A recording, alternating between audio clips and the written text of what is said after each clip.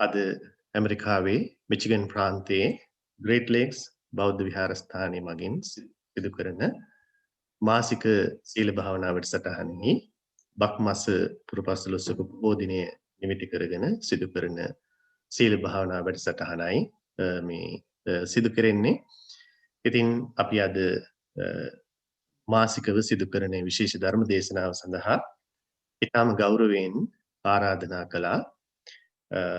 අපි කවුරුත් ඉතාම හොඳින් දන්න හඳුනන විතර ධර්ම ශ්‍රවණය කරන අපේ ගෞරවනීය ලබනවුරුව කන්ද ආරණ්‍ය සේනාසනාධිපති රාෂ්ට්‍රපති රාජකීය පඬිත ගෞරවනීය ඔත්මලේ කුමාර කස්සප නායක ස්වාමින් වහන්සේට ඉතින් උන්වහන්සේ ඊටාම කාරුණිකව අපේ මේ ආරාධනය පිළි අරගෙන ඒ ධර්ම දේශනාව සඳහා මේ අවස්ථාවේ අපත් සමග ලංකාවේ ඉඳන් සම්බන්ධ වෙනවා. ඉතින් අපි කාටත් ඊටාම වටින වැදගත් අවස්ථාවක් මේක. ඉතින් අපි ඊටාම කෘතවේදී වෙනවා ආශිර්වාද කරන අපේ ස්වාමීන් වහන්සේට මේ ආරාධනාව පිළිගැනීම පිළිබඳව. ඉතින් අද මේ සිදු කරන විශේෂ ධර්ම දේශනාවේ දායකත්වය දරනවා තුන්පලක් අපේ නාමල් මහත්මයා සහ වෙනුරි නෝන මහත්මිය. විශේෂයෙන්ම නාමල් මහත්මයාගේ ලංකාවේ ඉන්න මෑණියන් වහන්සේගේ ජන්මදිනය වෙනුවෙන් මේ මෑණියන් වහන්සේට නිදුක් නිරෝගී සුව දීර්ඝායුෂ සම්පත් ප්‍රාර්ථනා කරන්නට ඒ වගේම ධනුෂ්ක මහත්මයා සහ මිහිරාවි මහත්මිය විශේෂයෙන්ම ධනුෂ්කගේ මේ පරිලෝසපත් වූ බාප්පා වෙනුවෙන් පින් අනුමෝදන් කරන්නට අද මේ ධර්ම දේශනාවේ දායකත්වයේ දරනවා. ඒ වගේම අසංග්‍රාම නායක මහත්මයා හෂිනී මහත්මිය සමග මේ පින්කමේ දායකත්වයේ දරමින් අසංගගේ මීට මාස 3කට පෙර ලංකාවේ අභාවයටපත් වූ වසන්තරාම නායක ආදරණීය පීතුමාණන්ට පින් අනුමෝදන් කරන්නට බලාපොරොත්තු වෙනවා. ඉතින් මේ හැම දිනාටම ගොඩක් සන්තෝෂයටපත් වෙන්න පුළුවන් විශාල පිරිසක් වෙනුවෙන් අද අපේ ගෞරවනීය ස්වාමීන් වහන්සේගේ ධර්ම දේශනාවකට අනුග්‍රහ දෙන්නට අවස්ථාව සලසා දීම පිළිබඳව. ඉතින් මම මේ වෙලාවේ තාම ගෞරවයෙන් ආරාධනා කර සිටිනවා අපේ ස්වාමීන් වහන්සේට මෙතෙන් සිට මෙන්න ධර්ම දේශනාව ආරම්භ කරන හැටියට.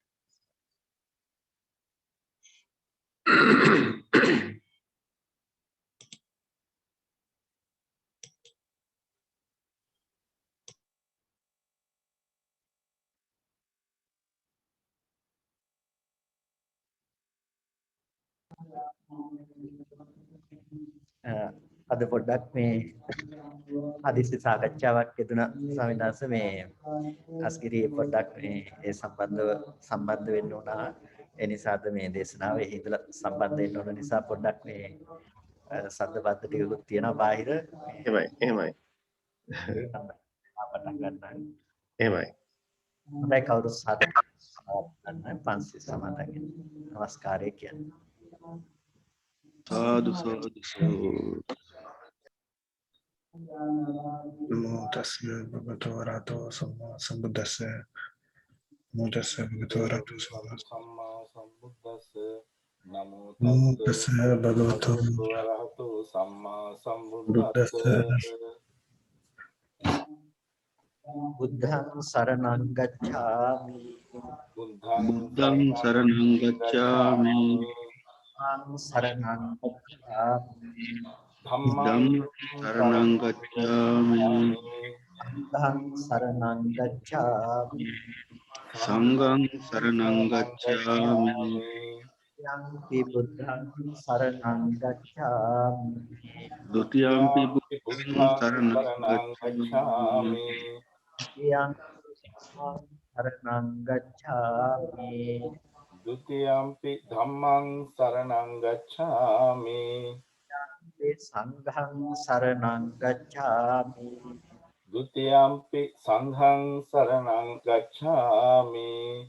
Yampi buddhang saranang gacchami. Patiyampi buddhang saranang gacchami. Tatiampi dhammang saranang gacchami. Tatiyampi dhammang saranang gacchami. Tatiampi sanghang saranang gacchami. Tatiyampi sanghang saranang gacchami. Sarana gamanang sampurna. Amabhante. Anatipata veramani sikkhapadang samadhiyami. Panatipata veramani sikkhapadang samadhiyami. Dana veramani sikkhapadang samadhiyami. Adinādāna veramani sikkhapadang samadhiyami. Amesu miච්ඡාචාරා veramani sikkhapadang samadhiyami. Kāmesu miccāchārā veramani sikkhapadang samadhiyami. Avada veramani sikkhapadang samadhiyami. Musāvādā veramani sikkhapadang samadhiyami. Kameraya majjapama daṭṭhāna veramani sikkhapadang samadhiyami. Surāmeraya majjapamā daṭṭhāna veramani sikkhapadang samadhiyami. Karanena saddhiṃ pañca sīlaṃ dhammāṃ sādhukaṃ surakkhitāṃ katvā appamādena sampādetha. Amabhante sadhu sadhu sadhu. Namo tassa bhagavato arahato samma sambuddhassa. Namo tassa bhagavato arahato samma sambuddhassa. Namo tassa bhagavato arahato samma sambuddhassa. ශ්‍රද්ධා සම්පන්න කාරුණික පින්නතුනි හැම කෙනෙක්ම උතුම් සද්ධර්ම ශ්‍රවණයට සූදානම් වන මොහොත අපේ ගෞරවනීය අවසරයි සංකීර්ණ සාමිත්‍රාණන් වහන්සේ මේ පින්නතුන්ට නිරන්තරයෙන්ම අවවාද අනුශාසනා සපයමින් මේ අවස්ථාවට සම්බන්ධ වෙනවා අපේ ගෞරවනීය තවත් ස්වාමීන් වහන්සේලා ඒ සියලුම ස්වාමීන් වහන්සේලාගෙන් අවසරයි කාරුණික පින්නතුනි හැම කෙනෙක්ම උතුම් සද්ධර්ම ශ්‍රවණයට සූදානම් වෙන මොහොත බුද්ධ ශාසනයක් තුළින් අපේ ජීවිතවලට බොහෝ කාලයක් හිතසුව පිණිස පවතින වටිනා දෙයක් ලබා ගන්නට පුළුවන්කම තියෙනවා මෙලොව සැනසෙල්ල වගේම පරලොව සැනසෙල්ලත් මේ දෙලොවම මිදී ලබන උත්තරීතර නිර්වාණ අවබෝධය සලසා ගැනීමටත් ධර්මයේ තුලින් ලැබිය හැකි උපදේශයන් ඉතාමත් විශාලයි. ධර්ම ශ්‍රවණයේ තුලින් ඒ සෑම දෙයක්ම සම්පූර්ණ කරගෙන අපේ ජීවිතය කුසල ධර්මයන්ගෙන් පූර්ණත්වයට පත් කරගන්නට පුළුවන්කම තියෙනවා. ඒ නිසාම තමයි භාග්‍යවත් සම්බුදුරජාණන් වහන්සේ අපමාදෝ කුසලේසු ධම්මේසු කියලා දේශනා කළේ මේ කුසල ධර්මයන්හි තියෙන අප්‍රමාදී භාවය වැඩි යුතු එකම ධර්මයේ හැටියටත්. එනිසා අපේ ජීවිතය තුළ අපිට අප්‍රමාදී බව පුරුදු කරන්නට පුළුවන් නම් ඒ අප්‍රමාදී බව තරම් වටිනා වෙනත් දෙයක් ඇත්තේ නැහැ. කොමකද අප්‍රමාදී බව ඇති කරගත යුතු වෙන්නේ කුසලේසු ධම්මේසු කුසල ධර්මයන් පිළිබඳව. කුසල ධර්මයන් කියලා කියනකොට අපේ ජීවිතය නොඑක් දිශාවන්ගෙන් අපිට පූර්ණත්වයට පත් කරගන්නට අවශ්‍ය වෙනවා.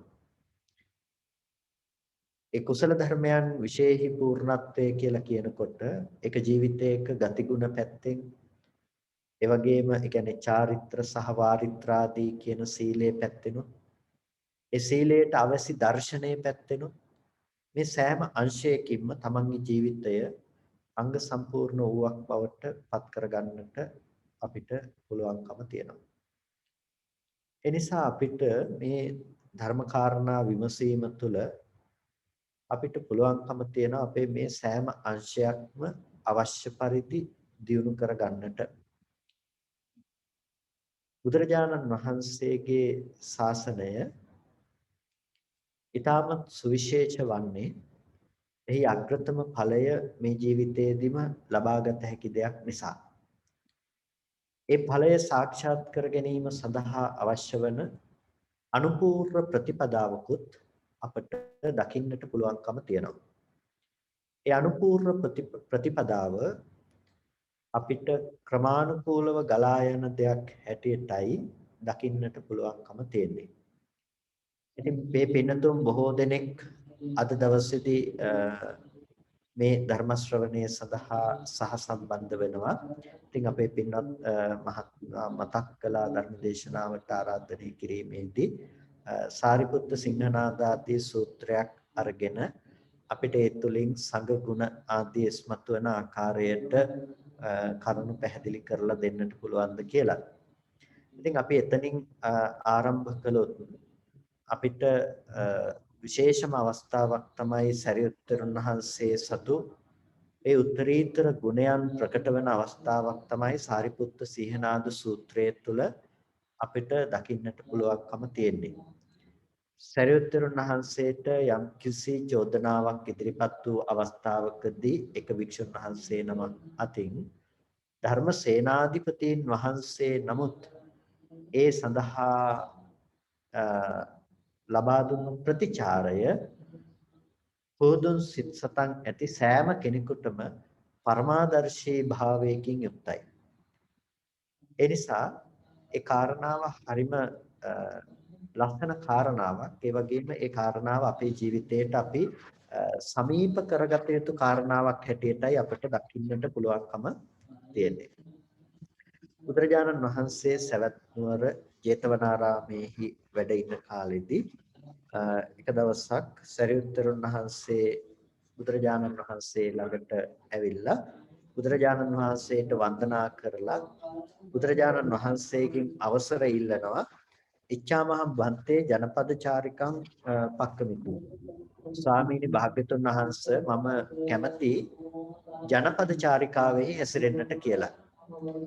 එදා කාලේ හිටපු භික්ෂුන් වහන්සේලා ඒ ජනපද චාරිකාවේ නිරන්තරයෙන්ම නියලුණා.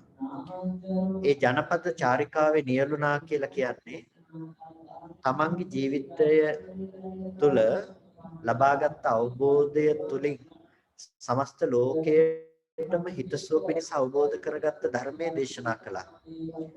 මේ ශාසනයේ වැඩ සිටිය ඒ මහා උතුමන් වහන්සේලා තමන්ගේ ජීවිතය පුරාවටම සිද්ධ කරගත්ත ඒ උත්තරීතර ගුණාංග සමස්ත සමාජයේටම මුදා හැරී ඒ විදිහට අවබෝධ කරගත්ත ධර්මය මුළු ලෝකයේ පුරාම විහිදී ගියේ ඒ තෙරුණහන්සේලා සතු තිබුණු උත්තරීතරම ගුණාංගයන් නිසා.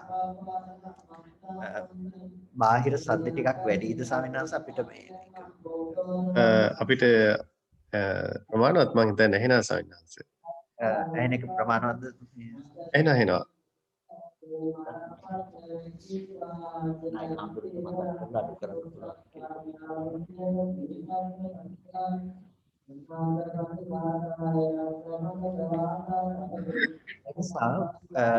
සරියුත්තරුන් වහන්සේ ආදී මහා ශ්‍රාවකයන් වහන්සේලාත් එදා සමාජය තුළදී ඒ අසරණ සත්වයා සඳහා පිහිටවීම සඳහා ජනපද චාරිකාවෙහි නියලුණා. ඇතැම් විටක අද වැඩ ඉන්න තැන නෙමෙයි හෙට වැඩ ඉන්නේ. හෙට වැඩ ඉන්න තැන නෙමෙයි ඊළඟ දවසේ වැඩ ඉන්නේ. ඉතින් ඒ විදිහට චාරිකාවේ ජීවිතයක් බොහෝ අවස්ථාවල ගත කරපු ආකාරය අපිට ත්‍රිපිටකය විමර්ශනය කරනකොට ත්‍රිපිටකයේ දිහා බලනකොට අපිට දකින්නට පුළුවන්කම තියෙනවා. මොකද ඒ ඔස්සේ පිහිට ලබාගත් පිරිස අනන්තයි අප්‍රමාණයි. ඒ ඔස්සේ කුසල ධර්ම સિદ્ધ කරගත් පිරිස ගණනින් ප්‍රමාණවත් කරන්නට බැරි තරම්. ඉතින් සරියුත්තරුන් වහන්සේ දවසක් බුදුරජාණන් වහන්සේ ළඟට ගිහිල්ලා මේ ජනපද චාරිකාවෙහි වැඩම කරන්නට කියලා අවසර ඉල්ලා සිටිනවා. මේ වෙලාවේදී බුදුරජාණන් වහන්සේ ඒ ජනපද චාරිකාවේ වැඩම කරන්නට අවසර ඉල්ලපු සරියුත්තරුන් වහන්සේට අවසර ලබා දුන්නාම සරියුත්තරුන් වහන්සේ ජනපද චාරිකාව සඳහා පිටත් වෙලා යනවා. එතකොට මේ සරියුත්තරුන් වහන්සේ පිටත් වෙලා යනකොට මෙතන හිටපු එක්තරා භික්ෂුන් වහන්සේ නමක් ඒ සරියුත්තරුන් වහන්සේ පිළිබඳව පසුව චෝදනාවක් ඉදිරිපත් කරනවා. සරියුත්තරුන් වහන්සේ ඒ ස්ථානයේ පිටත්ව යෑමේදී උන්වහන්සේ සිවුර ගැටලා තමන් අනිත් හාමුදුරුවන්ගේ ඇඟේ හැප්පෙමින් ගියා කියලා චෝදනාවක් ඉදිරිපත් කරනවා. සමාවවත් අරගන්නේ නැතිව. ඒ ගැන කිසිම සැලකිල්ලක් ගෞරවාන්විත භාවයක් නැතිව ඒ ඇගේ හැප්පිලා ගියා කියලා සරියුත්තරුන් වහන්සේට චෝදනාවක් ඉදිරිපත් කරනවා. එතන වැඩ හිටපු අනිත් භික්ෂුන් වහන්සේ නමක්. මේ වෙලාවේදී බුදුරජාණන් වහන්සේ ළඟට මේ චෝදනාව ඉදිරිපත් වුණාම භාග්‍යවතුන් වහන්සේ සරියුත්තරුන් වහන්සේට ආමන්ත්‍රණය කරනවා. සරියුත්තරුන් වහන්සේට එතනට එන්නට කියලා පණිවිඩයක් යවනකොට අසලක හිටපු ආනන්ද හාමුදුරුවෝ මේ කාරණාව දැනගෙන බොහෝ භික්ෂු සන්නිපාතයක් එතන සකස් කරනවා. අද සරියුත්තරුන් වහන්සේ මහා සිංහනාදයක් කරනවා. මොකද සරියුත්තරුන් වහන්සේ සහ ආනන්ද තෙරුන් වහන්සේ කියලා කියන්නේ ඊටාම කල්යාණ මිත්‍ර සමීප උත්තමයන් වහන්සේලා.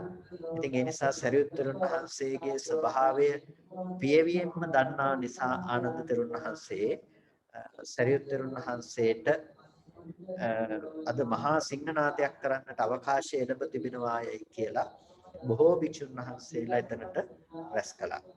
ඉතින් බොහෝ භික්ෂුන් වහන්සේලා රැස් වුණාට පස්සේ සරියුත්තරුන් වහන්සේ එතනට වැඩම කළා.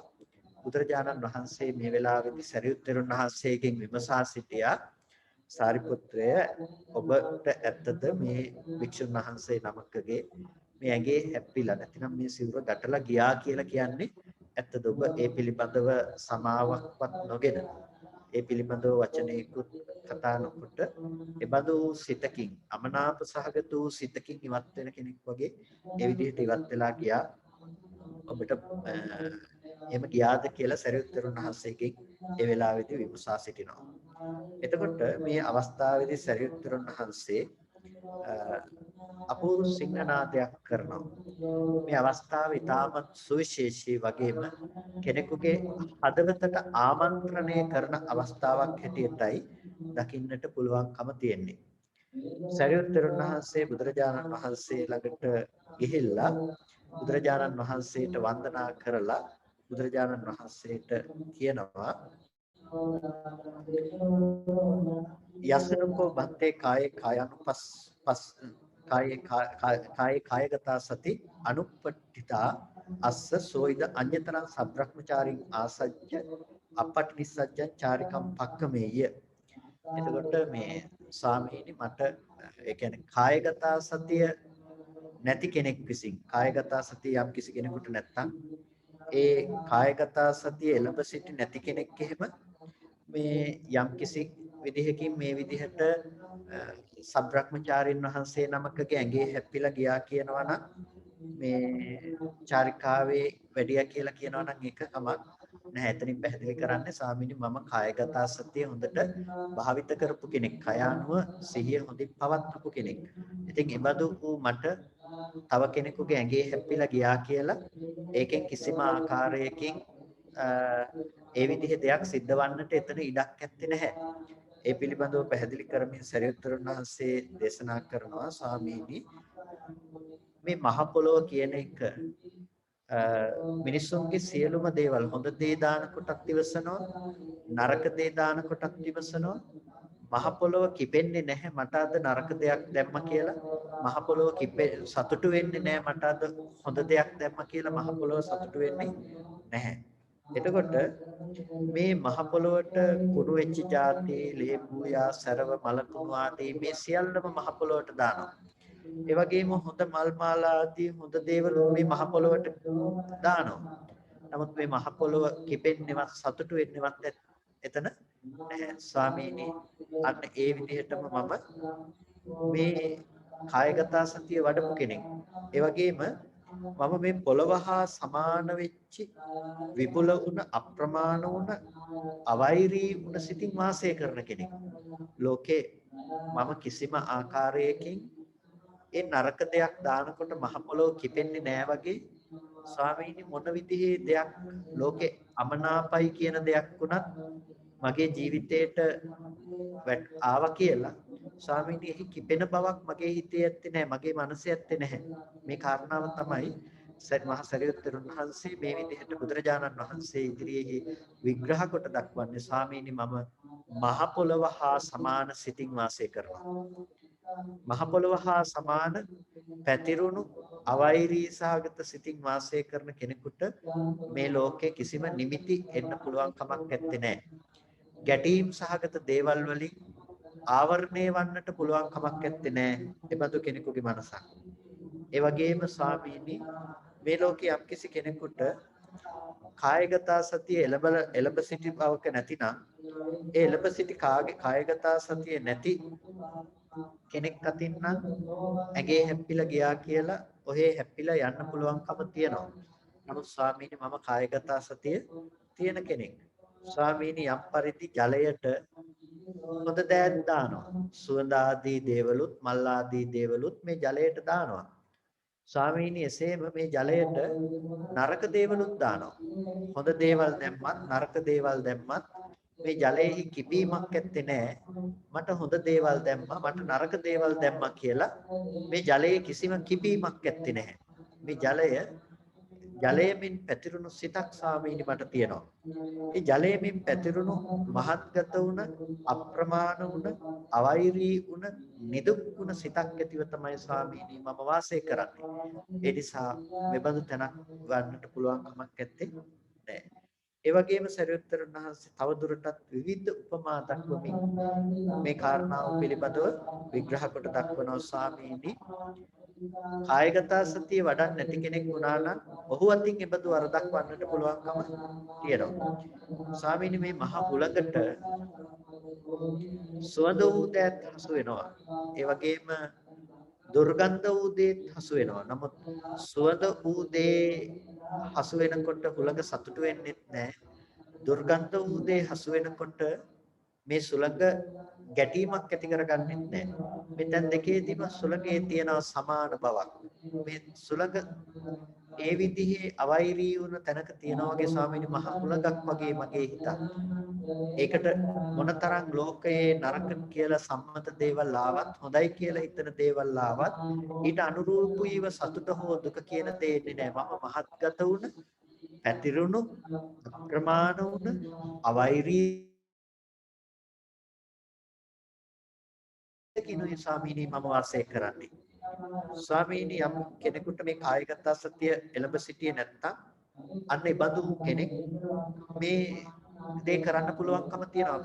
කය පැහැරලා නැතිනම් ඇඟේ හැප්පුණට පස්සේ සමාව නොගෙන යන්න පුළුවන්කම තියෙනවා. ස්වාමීනි යම් පරිදි පිස්නා කඩක් ඒ කියන්නේ පිහින රෙදි කෑල්ලක් අපි හොඳ දේත් පිහින රෙදි කෑල්ලෙන් නරක දේත් අරගෙන මේ පිසින රෙදි කෑල්ලෙන් පිහ දමනවා. ඉතින් හොඳ දේ පිහනකොට මේ රෙදි කඩට හිතෙන්නේ නෑ මේ දේවල් හොඳයි කියලා. ඒ වගේම නරක දේවල් පිහිනකොට මේ රෙදි කඩට හිතෙන්නේ නෑ මේක නරකයි කියලා. ස්වාමීනි මමත් මේ රෙදි කඩ වූ සමාන සිතකින් වාසය කරනවා.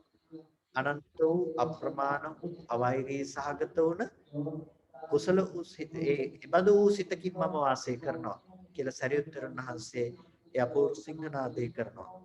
එතකොට මේ විදිහට සරියුත්තරුන් වහන්සේ දක්වනවා ස්වාමීනි යම් විදිහකින් සැඩොල් දරුවෙක් හෝ සැඩොල් දැරියෙක් හෝ පැසක් අරගෙන ඒ වගේම මේ යම් කිසි පියලි කඩක් ඇඳගෙන ඒ කියන්නේ පුංචි කඩ රෙද්දක් ඇඳගෙන යම් කිසි විදිහකින් ගමකට හරි නියම් ගමකට හරි පිවිසෙනවා නම් එතකොට ඒ ගමකට පිවිසෙන මේ සැඩොල් දරුවා හල මන් නැතුවම පිවිසෙනවා. ඒ කියන්නේ මානෙ කියන දේ තමන්ගේ සිතේ තබා ගන්න නැතුවම මානනල අතහැරලා පිවිසෙනවා. සැඩොල් දරුවෙකුට මානෙට පත්වන්නට හේතුවක් ඇත්තේ නැහැ. හේතුවක් ඇත්තේ නැහැ කියන්නේ මේ කුසලයේ පැත්තෙන් නෙමෙයි. මහා අතිමානයක් ඇත්තේ නැහැ. ඔහු මානය අතහැරලම අදිමානය අතහැරලමයි ඔහු ගමකට යම් තැනකට පිවිසෙන්නේ. ස්වාමීනි මාත් ඒ වගේ අදිමානය අතහැරපු කෙනෙක්. හරියට අර සැඩොල් දරුවෙකුගේ ස්වභාවය වගේ යම් තැනකට පිවිසෙනවා නම් මට එතන මානසහගත චේතනාවක් ඇත්තේ නැහැ.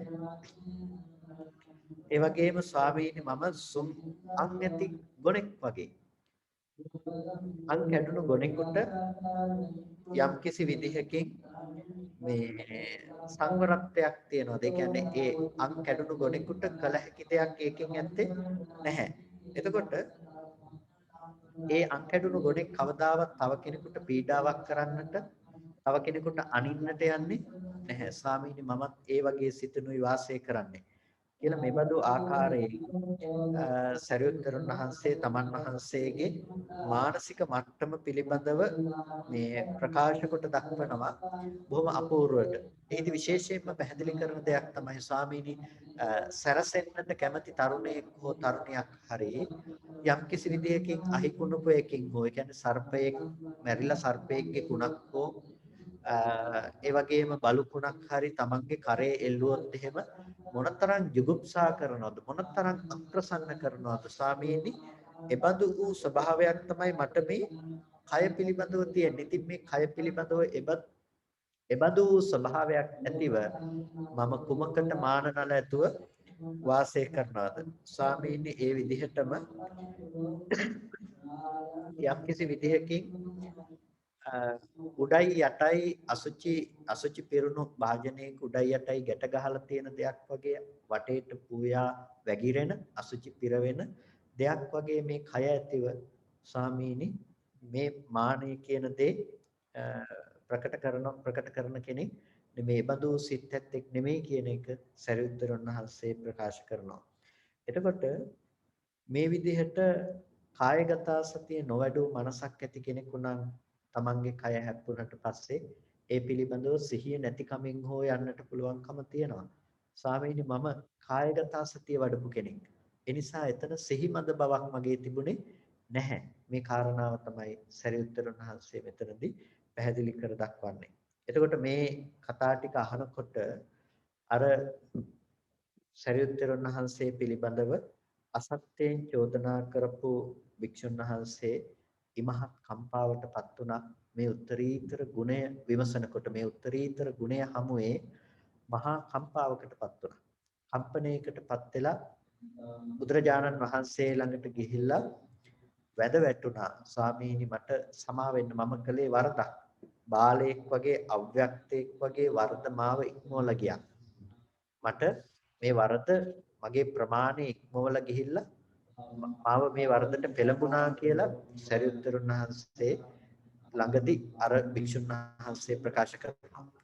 ඒ වෙලාවේදී බුදුරජාණන් වහන්සේ මේ පිළිබඳව අර සරියුත්තරුන් වහන්සේගෙන් සමාව ගන්නට කියලා කිව්වහම අර භික්ෂුන් වහන්සේ සරියුත්තරුන් වහන්සේගෙන් සමාව අයද සිටිනවා. ඒ වෙලාවේදී බුදුරජාණන් වහන්සේ දේශනා කරනවා සාරිපුත්ත මේ හිස් පුරුෂයාට සමාව දෙන්න. එහෙම නැත්නම් නොයසේනම් මොහුගේ මනස සත්කඩකට පැලෙයි කියලා. ඉතින් මෙන්න මේ සාරිපුත්ත සිහනාද සූත්‍රය පිළිබඳව අපි බලනකොට අපේ ජීවිතයට මහ විශාල අර්ථයක්, මහ විශාල පාඩමක් මේ ඔස්සේ අපේ ජීවිතයට ලබා ගන්න පුළුවන්කම තියෙනවා. නික්ලේශී මහරහතන් වහන්සේ නමක් සතු නික්ලේශී මහරහතන් වහන්සේ නමක් සතුව තියෙන ඒ උත්තරීතර ගුණාංගය කොයි විදිහේ දෙයක්ද කියන එක පිළිබඳව අපිට මෙතනින් ඉතාමත් හොඳින් තේරුම් ගන්නට පුළුවන්කම තියෙනවා. සරියුත්තරුන් වහන්සේ කියලා කියන්නේ මේ ශාසනයේ ධර්මසේනාධිපතීන් වහන්සේ. එතකොට ධර්මසේනාධිපතීන් වහන්සේ කියලා කියන්නේ බුදුරජාණන් වහන්සේ ළඟට ඉන්න අග්‍ර ශ්‍රාවකයන් වහන්සේනේ. එතකොට බුදුරජාණන් වහන්සේ දේශනා කරන්නේ මේ ශාසනයේ අපිට ඉන්න වැඩිමහල් සහෝදරයා වගේ කියලා.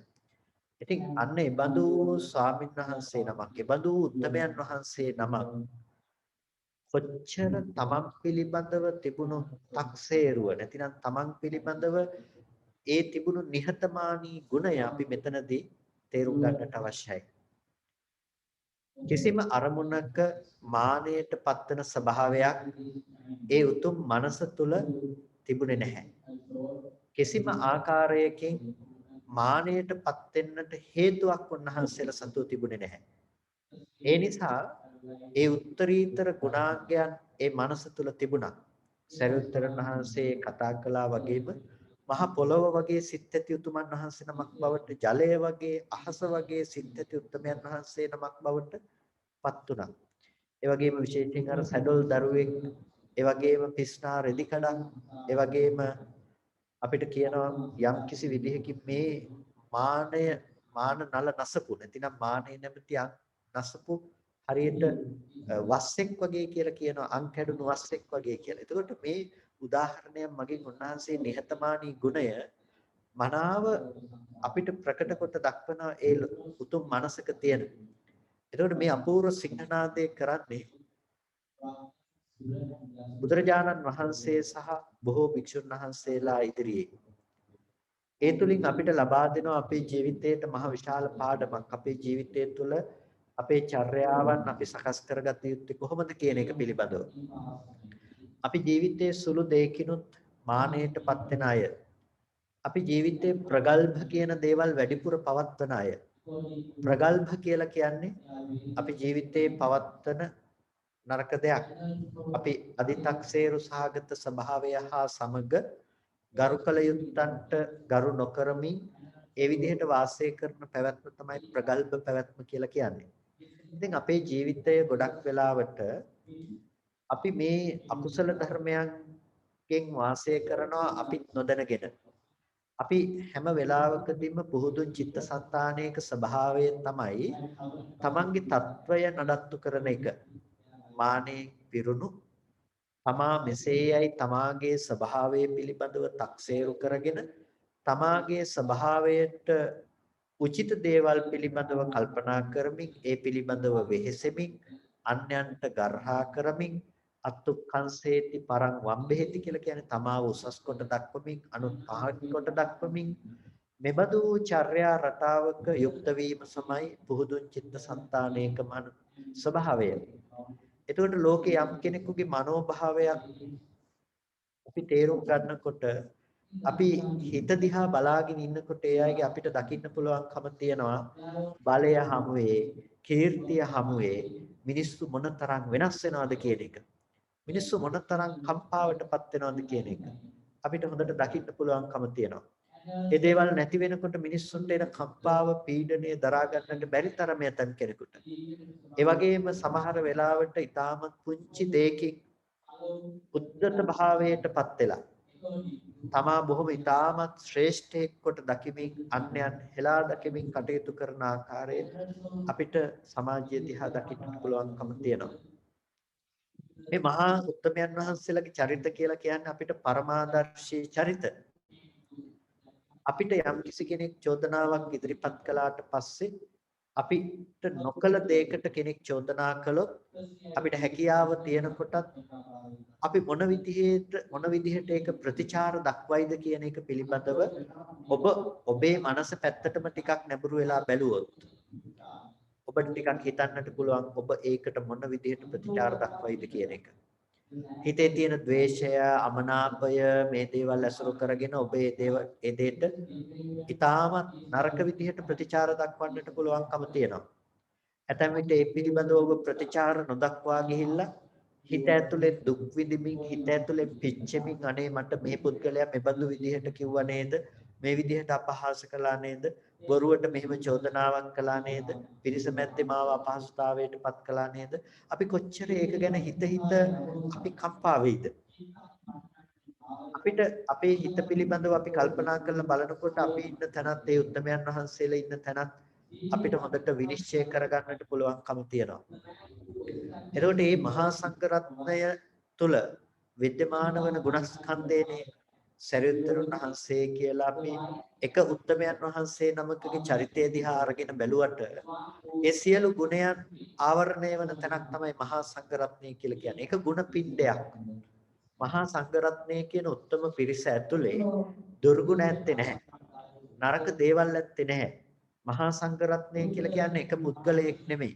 මහා සංඝරත්නය කියලා කියන්නේ මේ උත්තරීතර ප්‍රතිපදාව තුළ ගමන් කරන නිර්වාණය අපේක්ෂාවෙන් කටයුතු කරන සීල සමාධි ප්‍රඥාදී ගුණධර්ම පූර්ණේ කරන උතුමන් පිරිසකට තමයි අපි මහා සංඝරත්නය කියලා කියන්නේ.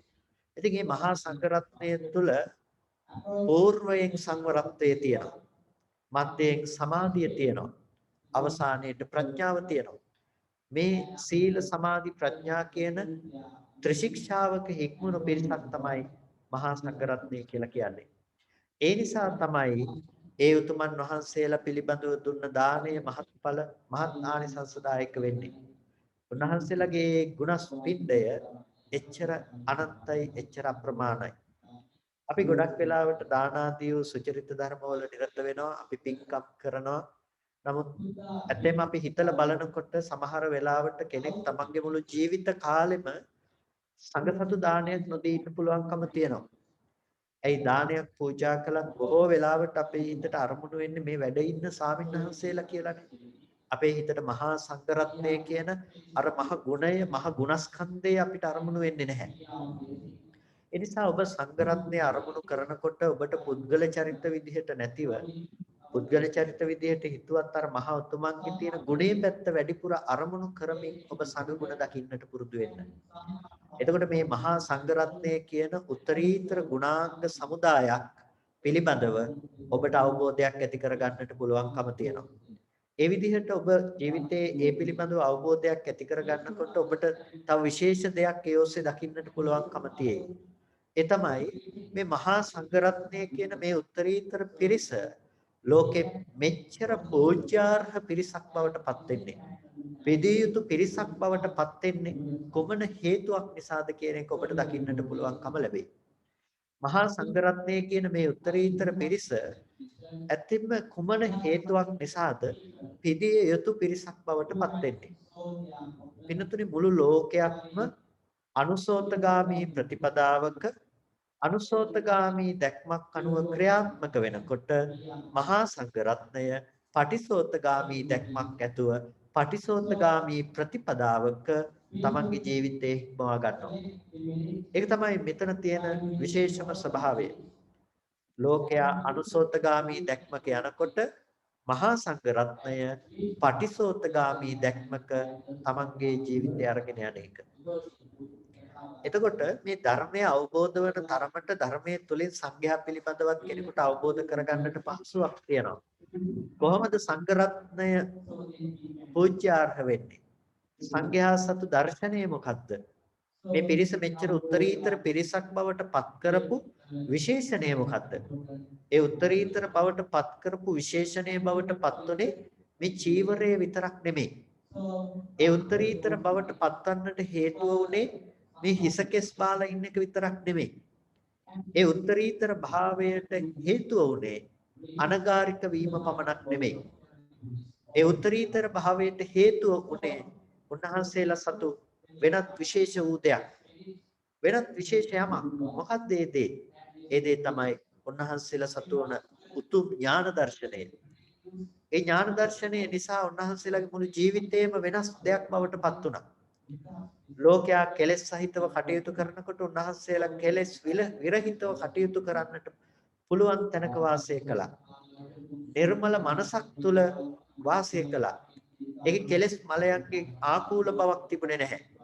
එනිසා අපිට මහා සංඝරත්නය ගැන හිතන්නට පුළුවන්කම තියෙන්නේ අපි ධර්මයේ තුලින් කොච්චර සන්නද්ධද, ධර්මයේ තුල අපි කොච්චර අපේ හිත දියුණු කරගෙන තියනවද?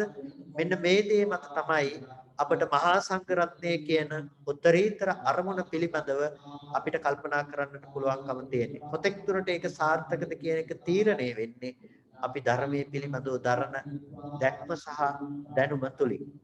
ඒ නිසා අපිට මෙතනදී විශේෂයෙන්ම අපි හඳුනා ගන්නට අවශ්‍යයි මේ කියන දර්ශනය මොකක්ද කියලා. බුදුරජාණන් වහන්සේ නමක් අපිට දේශනා කරන මහා සංඝරත්නයේ මෙච්චර පූජ්‍යාර්හ පිරිසක් බවට පත් කරන මේ උත්තරීතර දර්ශනය මොකක්ද කියන එක පිළිබඳව අපිට මෙතනදී විශේෂයෙන් සලකා බලන්නට සිද්ධ වෙනවා. එහිදී අපිට ප්‍රධාන ලෙස දකින්නට පුළුවන්කම තියෙනවා අටලෝ දහමින් කම්පා නොවන මානසික මට්ටමක් ඇතිවීම කියන තැන. ඒ කියන්නේ දැන් සරියුත්තර මහා සීහනාද සූත්‍රයේදී අපි බැලුවාම සරියුත් තෙරුන් වහන්සේ තමන් වහන්සේගේ මානසික මට්ටමේ තියෙන නිර්මලත්වයේ පිළිබඳව අපිට කතා කරනවා. අපිට දේශනා කරනවා. එතකොට අපිට තීරණයක් කරන්නට පුළුවන්, විනිශ්චයක් කරන්නට පුළුවන්කම තියෙනවා. ඒ ඔස්සේ තියෙන යථාර්ථය මොකද්ද? ඒ ඔස්සේ තියෙන ඇතුළාන්තය මොකද්ද කියන එක පිළිබඳව අපිට හොඳ නිවැරදි විනිශ්චයක් කරන්නට පුළුවන්කම තියෙනවා. ඒ විනිශ්චය පිළිබඳව අපි සලකා බැලීමේදී අපිට පේනවා මහා සංඝරත්නය තමන්ගේ ජීවිතේ හික්මවා ගන්න ඒ උතුම් ප්‍රතිපදාව තුළ අටලෝ දහමින් කම්පා වන්නට තියෙන හේතු සැකසෙන්නේ නැහැ කියලා. ලෝකයේ තුල සාරවත් බවක් හම්බෙන පුද්ගල බවකින් ඇසුරු වෙන කෙනෙකුට තමයි තණ්හා කරන්නට දෙයක් සහ තෘෂ්ණා පරිග්‍රහණයකට ඉඩ හම්බ වෙන්නේ. අපිට ලෝකයේ තුල වටිනාකම් සහිත දෙයක් හම්බෙනකොට ඒ හම්බෙන දේ අයිති කර ගැනීම සඳහා වූ තෘෂ්ණාවක් තියෙනවා. ඒකට කියනවා අපි පරිග්‍රහණය කියලා. මම කියලා අල්ලගන්න එක. එතකොට ඒ විදිහට අපි ඒක මම කියලා අල්ල ගන්නවා වගේම අපිට ඊළඟට එතනදී තියෙනවා වෙමි කියන හැඟීම. වෙමි කියන හැඟීම කියලා කියන්නේ අපිට පැවැත්ම පිළිබඳව බාහිර පවත්නා දෙයට අනුරූපව යන මම ඉන්නවා කියන මේ ආත්ම සංකල්පයේ පැවැත්මේ මූලික අවස්ථාව අපිට තියෙනවා. ඒකට තමයි වෙමි කියන හැඟීම කියලා කියන්නේ. ඒක ඉක්මවා ගිහිල්ලා මොහු කුරා ගිහිල්ලා ඒ කියන්නේ වෙමි කියන හැඟීමට වඩා විශේෂ වූ වර්ධනයක් වුණ දෙයක් තමයි ආත්ම දෘෂ්ටිය කියලා කියන්නේ. එතකොට මේ මම කියන වෙමි කියන හැඟීමත් මගේ කියලා අර මුලින් කියපු පරිග්‍රහණයත් මේ ආදී සියලු කාරණා පදනම් කරගත්ත ආත්මවාදයක් කියන මේ කාරණා ටික ලෝකෙ කෙනෙකුට පවතිනවා නම් එයාට ලෝකයේ තුල කම්පාවට පත්වන්නට හේතු තියෙනවා. එයාට ලාභ තියෙනවා, අලාභ තියෙනවා, යස අයස නිന്ദා ප්‍රශංසා සැප දුක් මේ දේවල් විඳින්නට පුළුවන්කම තියෙනවා. මේ දේවල් ඔහු කරා එන්න හේතු ඔහු ලෝකෙ සකස් කරලා තියෙනවා. ඉතින් වචනයක් කතා කරනකොට ඔහුට දුකේන පැත්ත ගැන එයාට හිතන්න පුළුවන්. මොන පැත්තෙන්ද ඔහු කරා දුක පැමිණෙන්නේ කියන එක ගැන ඔහුට දැන් විනිශ්චය කරන්න පුළුවන්කම තියෙනවා. ඔබ ඔබේ මනස දිහාවට හැරිලා බැලුවොත් මේ ලක්ෂණය ඔබට දකින්න පුළුවන්කම තියෙනවා. එතකොට ඔබට පේනවා ලෝකයේ තුල ඔබ නිමිති වශයෙන් හැසිරෙන තැන් මොනවද කියලා. එතකොට නිමිති වශයෙන් හැසිරෙන තැන් ඔබ දකින්නකොට ඔබට පේනවා ඒ දේවල් වල වටිනකම් සහ නොවටිනකම් සහිත දේවල් ලෝකේ තියෙනවා කියලා. වටිනකම් සහිත දේවල් තමන් ළඟ නිරුපද්‍රිතව තියෙනවා නම් තමන්ට ඒක දැඩිව ග්‍රහණය කරගෙන පවතින්න පුළුවන් නම් අන්න ඒකට ඒ තෘෂ්ණා පරිග්‍රහණය තියාගෙන ඉන්න පුළුවන් කියන එකත් එක්ක අපිට මේ ලෝකයේ තුල ගොඩනැගිලා තියෙනවා ඒ දේෙන් සතුටු වෙන්න පුළුවන් මනස. අපි ලාභේහි සතුටු වෙනවා. ලෝකයේ තුල ලැබෙන ලාභේහි සතුටු වෙනවා. අලාභ දැන් වටිනා සහිත දේවල් නැති වෙලා යනකොට, වෙනස් වෙනකොට, විපරිණාමයටපත් වෙනකොට, අන්‍යයන් එක අල්ලා ගන්නකොට අන්න අපේ ජීවිතේට දුක කියන දේ ගලාගෙන එනවා. එතකොට දැන් අපි සැපෙත් කම්පා වුණා, ප්‍රියවි ස්වභාවයෙන් මිදිලා ගිහිල්ලා අපේ ඉල්පී යන මනසක් ඇති වුණා. ඒ වගේම දුකේදී කම්පා වුණා, අපි කඳුළු සහිත මොහොනු ඇතිව ඒ දේ විඳීම සඳහා අපි පෙළඹුණ දුක් මුසු ඒ දේ විඳීම සඳහා මේ ලෝකේ මේ විදිහට සැප දුක ආදී මේ ධර්මයන්ගෙන් කම්පා වෙන මනසක් තියෙනවා.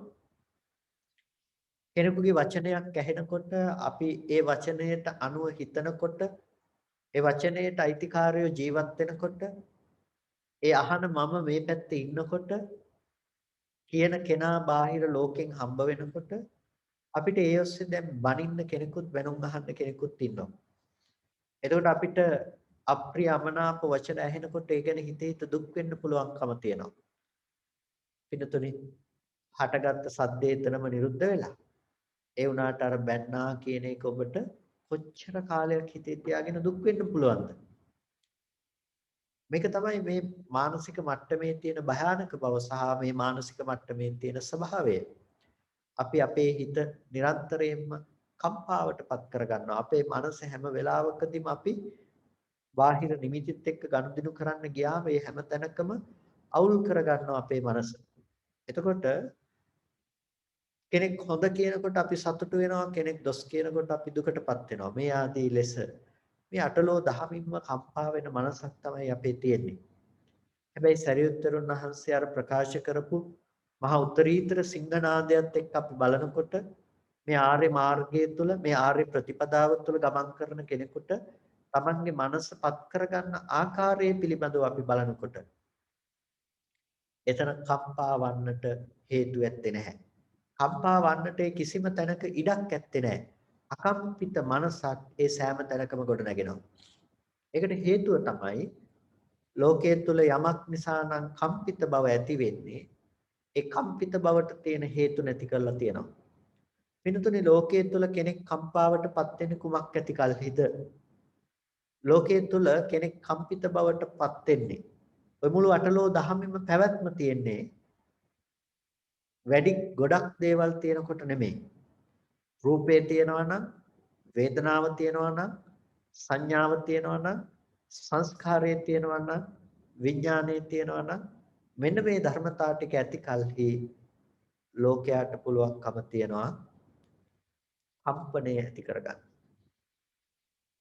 කම්පණය ඇති කරගන්නවා කියලා කියන්නේ හොඳ දෙයටත් කම්පා වෙනවා, නරක දෙයටත් කම්පා වෙනවා. සතුටක් ඇති වෙනකොට ඉල්පී යනවා, දුකක් එනකොට දුකටපත් වෙනවා. මේ දුකටපත් වෙන, සැපටපත් වෙන, සැපයි කියලා අපි ඉල්පී යන සෑම අවස්ථාවකම තියෙන එකම ධර්මය තමයි ස්කන්ධ ධර්මතා ටිකක පැවැත්ම. ස්කන්ධ ධර්මතා ටික නොදන්නා නිසා ඒ දේ ගැන සංකල්පමය රාමුවක් ගොඩනගාගෙන කෙනෙක් සතුටු වෙනකොට ඒ සංකල්ප රාමුවම වෙනස්ව කෙනෙකුට ඇති වෙනකොට ඒක දුකක් බවට පත් වෙලා තියෙනවා. එකම රූපේ දිහා බලාගෙන කෙනෙක් හරි හොඳ කෙනෙක් කියලා සතුටටපත් වෙනකොට ඒ රූපේ දිහා බලාගෙනම කෙනෙක් දුක උපද්ද ගන්නවා වගේ.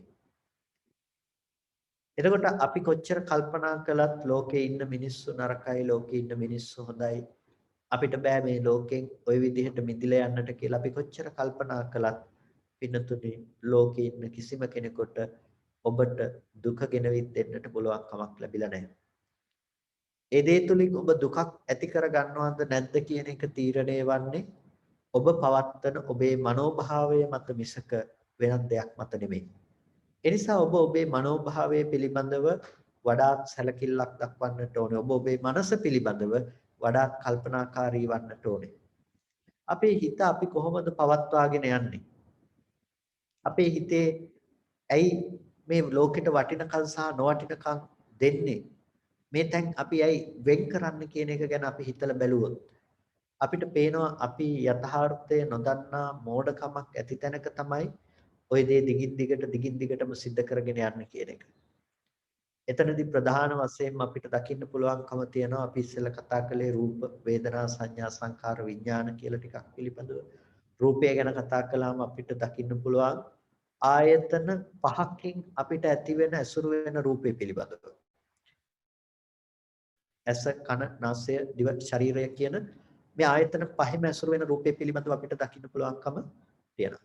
රූපයේ ස්වභාවය පිළිබඳව අපි නිරතුරුව කතා කරන රූපයේ ස්වභාවය තමයි පෙර නොතිබී හටගන්න බව, ඒ වගේම ඉතුරු නැතුව නැති වෙලා යන බව. මේක තමයි රූපයේ තියෙන ස්වභාවය. හැබැයි රූපයේ මෙන්න මේ ස්වභාවය තිබුණට පින්නතුනි අපි කිසිම කලක රූපය පිළිබඳව යථාර්ථ වශයෙන් දකින්නේ නැහැ. භූත වූ රූපය හැටියට දකින්නේ නැහැ කියලා කියනවා. ඒ කියන්නේ ඌ පරිදි රූපය ඌ පරිදි වූ රූපය හැටියට අපි දකින්නේ නැහැ. ඌ පරිදි වූ රූපය පිළිබඳව අපි දකින්නේ විපරීත ආකාරයකට. ඒ තමයි ලෝකේ වටිනකම් නොවටිනකම් ඇති බවට අපිට හමුවන වස්තු. ඒක තමයි අපි ලෝකයේ තුල තබා තිබෙන නිමිති. අපි හැසිරෙන්නේ අන්නේ නිමිති ලෝකයක් එක්ක. අපි හැසිරෙන්නේ අපි ගනුදෙනු කරන්නේ අර බාහිර ලෝකයේ තියෙන නිමිතිත් එක්ක. මිට පෙර අපි සඳහන් කරපු උදාහරණයක් ඔබට නැවත සිහිපත් කළොත් අර කණ්ණාඩියක් ඉස්සරහට ගියපු වඳුරෙක් වගේ. කණ්ණාඩිය ඉස්සරහට ගියපු වඳුරෙකුට ඇතුලේ තව සතෙක් ඉන්නවා කියලා පේනවා. ඒ වඳුරා එතන ඉන්නේ තව කෙනෙක් ඇතුලේ ඉන්නකොට තමන් මෙතන ඉන්නවා කියන අදහසින්. ඒ වගේම මෙතනින් යන්නේ වඳුරෙක් ඇතුලේ ඉන්නකොට මම මෙතනින් යනවා කියන අදහසින්. ඒ වගේම ඒ වඳුරා එතනින් ගිහිල්ලා කල්පනා කරන්නේ වඳුරෙක් තව කෙනෙක් එහි ඉන්නකොට මම මෙහි ඉන්නවා කියන තැනකින්. මොන විදිහට ලෝකේ කටයුතු කළත් වඳුරගේ ස්වභාවය ඔක තමයි. ඔය මනෝභාවයේ වඳුරගේ තියෙන තාක් කාලයක් අර කණ්ණාඩිය ඇතුලේ කෙනා ඉන්නවද නැද්ද කියලා බලන දැක්ම, ඒ බලන දෘෂ්ටිය, ඒ ඉන්න කෙනා දිහා බලාගෙන සතුට හෝ දුක උපද්ද ගන්නකම, තරහ අමනාපකම් හෝ සතුට ඇති කර ගන්නකම මේ වඳුරගෙන් නැති වෙන්නේ නැහැ. ඇයි වඳුරත් එතන පවත්වගෙන යන දෘෂ්ටිය වැරදි. ඒ දෘෂ්ටිය නැති එතන නුවණක් තියෙන අපිට දැන් හිතෙන්නේ නැහැ කණ්ණාඩිය ඇතුලේ කෙනෙක් ඇති කියලා. ඒ නිසා මේ ඇවිල්ලා ඉන්න මෙතන ඉන්න ඕගොල්ලොන්ට හිතෙන්නේ නැහැ දැන් ගිහිල්ලා කණ්ණාඩිය ඇතුලේ ඉන්න කෙනත් එක්ක කතා කරන්න තිබුණා නම් හොඳයි. ඒ කණ්ණාඩිය ඇතුලේ ඉන්න කෙනා කාලද බීලද දන්නේ නැහැ කොහොම ඉන්නවද දන්නේ නැහැ කියලා ඕගොල්ලෝ දැන් කල්පනා කරන්නේ නැහැ. ඇයි? යම් නුවණක් ඕගොල්ලෝ ජීවිතේ කරගෙන තියෙනවා. ඕගොල්ලෝගේ ජීවිතේ බවට පත් වුණ ප්‍රඥාවක් තියෙනවා. ඒ ප්‍රඥාව නිසා ඔයගොල්ලෝ එහි ඉන්න කෙනෙක් ගැන කල්පනා කරන්නේ නැහැ. මොකද්ද ඔයගොල්ලොන්ට ජීවිතේ බවට පත් වෙලා තියෙන ප්‍රඥාව? ඒ ප්‍රඥාව තමයි ඔයගොල්ලෝ දන්නවා කන්නඩිය ළඟට යනකොට ආලෝකයක් මේ ආදී දේවල් නිසා ප්‍රතිබිම්බයක් පේනවා තමයි. එතකොට ඉවත් වෙලා යනකොට ඒ හේතු ටික අයින් වෙනකොට ඒ ප්‍රතිබිම්බේ නැති වෙලා යනවා කියන්න දන්නවා. දන්න නිසා ඔයගොල්ලෝ කවදාවත් එහි ඉන්න තව කෙනෙක් ගැන කල්පනා කරන්නේ නැහැ. හැබැයි කන්නඩිය ළඟට නොගිහින් ඉන්නෙත් නැහැ. එහි ඉන්න කෙනෙක් ගැන කල්පනා කරන්නේ. කල්පනා කරන්නේ නැති නිසා ඉන්න කෙනෙක් පිළිබඳව ඕගොල්ලන්ට නිමිති වශයෙන් හැසිරෙන්නට දැන් දේවල් ඇත්තේ නැහැ. ඒ නිමිති ලෝකයේ ඕගොල්ලන්ට හිස්. කන්නාඩිය ඇතුලේ තව මිනිස්සු ඉන්නවා කියලා හිතාගෙන ඉන්නවා නම් ඒ ලෝකේ ඔබට හිස්. ඇයි ඒ ලෝකෙ හිස්? ඔබට ඒබඳු දෘෂ්ටියක් නැති නිසා. ඒ නිසා මෙතනදී ඊටාම අපි තේරුම් ගන්නට අවශ්‍ය වැදගත්ම දේ තමයි පින්නතුනේ මෙතනදී මේ දෘෂ්ටිය කියලා කියන්නේ. අපි දකින දැක්ම කියලා කියන්නේ. එතකොට එතනදී අපිට තේරුම් ගන්නට පුළුවන්කම තියෙන අපේ දෘෂ්ටිය අපි වරද්ද ගත්තොත් අපි ඉන්න තැන අපි වරද්දගෙන තියෙනවා. හරියට අර වඳුරා කරපු දෙයම අපි අපේ ජීවිතේ කරනවා. හැබැයි අපි ඒ පිළිබඳව අවබෝධයක් නැති. වඳුරා කරපු දේ ඒ විදිහටම කරනවා අපේ ජීවිතය ගැන අපි අවබෝධයක් නැතුව මොකද්ද? අපි කණ්ණාඩි ඉස්සරහා රැවටෙන්නේ නැහැ වඳුර වගේ. නමුත් අපි රූපේ ඉස්සරහා රැවටෙනවා. ඇහැ රූප චක්කු විඥාන කියන මේ ධර්මතා තුනක එකතුව නිසා එන දෙයක් තමයි පේනවා කියන එක. එතකොට කොයි වෙලාවකවත් පේන්නේ එළියේ තියෙන රූපේ නෙමෙයි. පේනවා කියන සිදුවීමේදී අපි දකින්නේ මොකද්ද? චක්ෂුෂයට පැමිණි නැත්නම් ඇහැට ආපු ඒකට කියන ආපාතහාගම කියලා. ඒ ඇහැට පතිත වුණ වර්ණ සටහන තමයි අපි දකින්නේ. එතකොට ඇහැට ආපු ඇසට පතිත වූ වර්ණ සටහන කියලා කියන්නේ බාහිර ලෝකේ තියෙන දෙයක් නෙමෙයි. මේ මොහොතේ සතර මහා ධාතු පිළිබඳව තියෙන උපාදාය රූපයකට උපවත් බවකට මේ බාහිර තියෙන වර්ණ සටහනක් පතිත වුණා. මේ එක මොහොතක සිදු වුණ දෙයක්. ඇහැට රූපේ ගැටුණා කියලා අපි කියනවා. ඒ රූපේ කලින් කොහේ හරි තිබිලා ආපු දෙයක් නෙමෙයි ඒ වර්ණ රූපය. ඒ වර්ණ රූපය ආකස්මිකව ආපු දෙයක් නෙමෙයි හේතුන්ගෙන් සකස් වුණ දෙයක්. ඒ නිසා ඒ හේතුත් නැති වෙලා යනවා.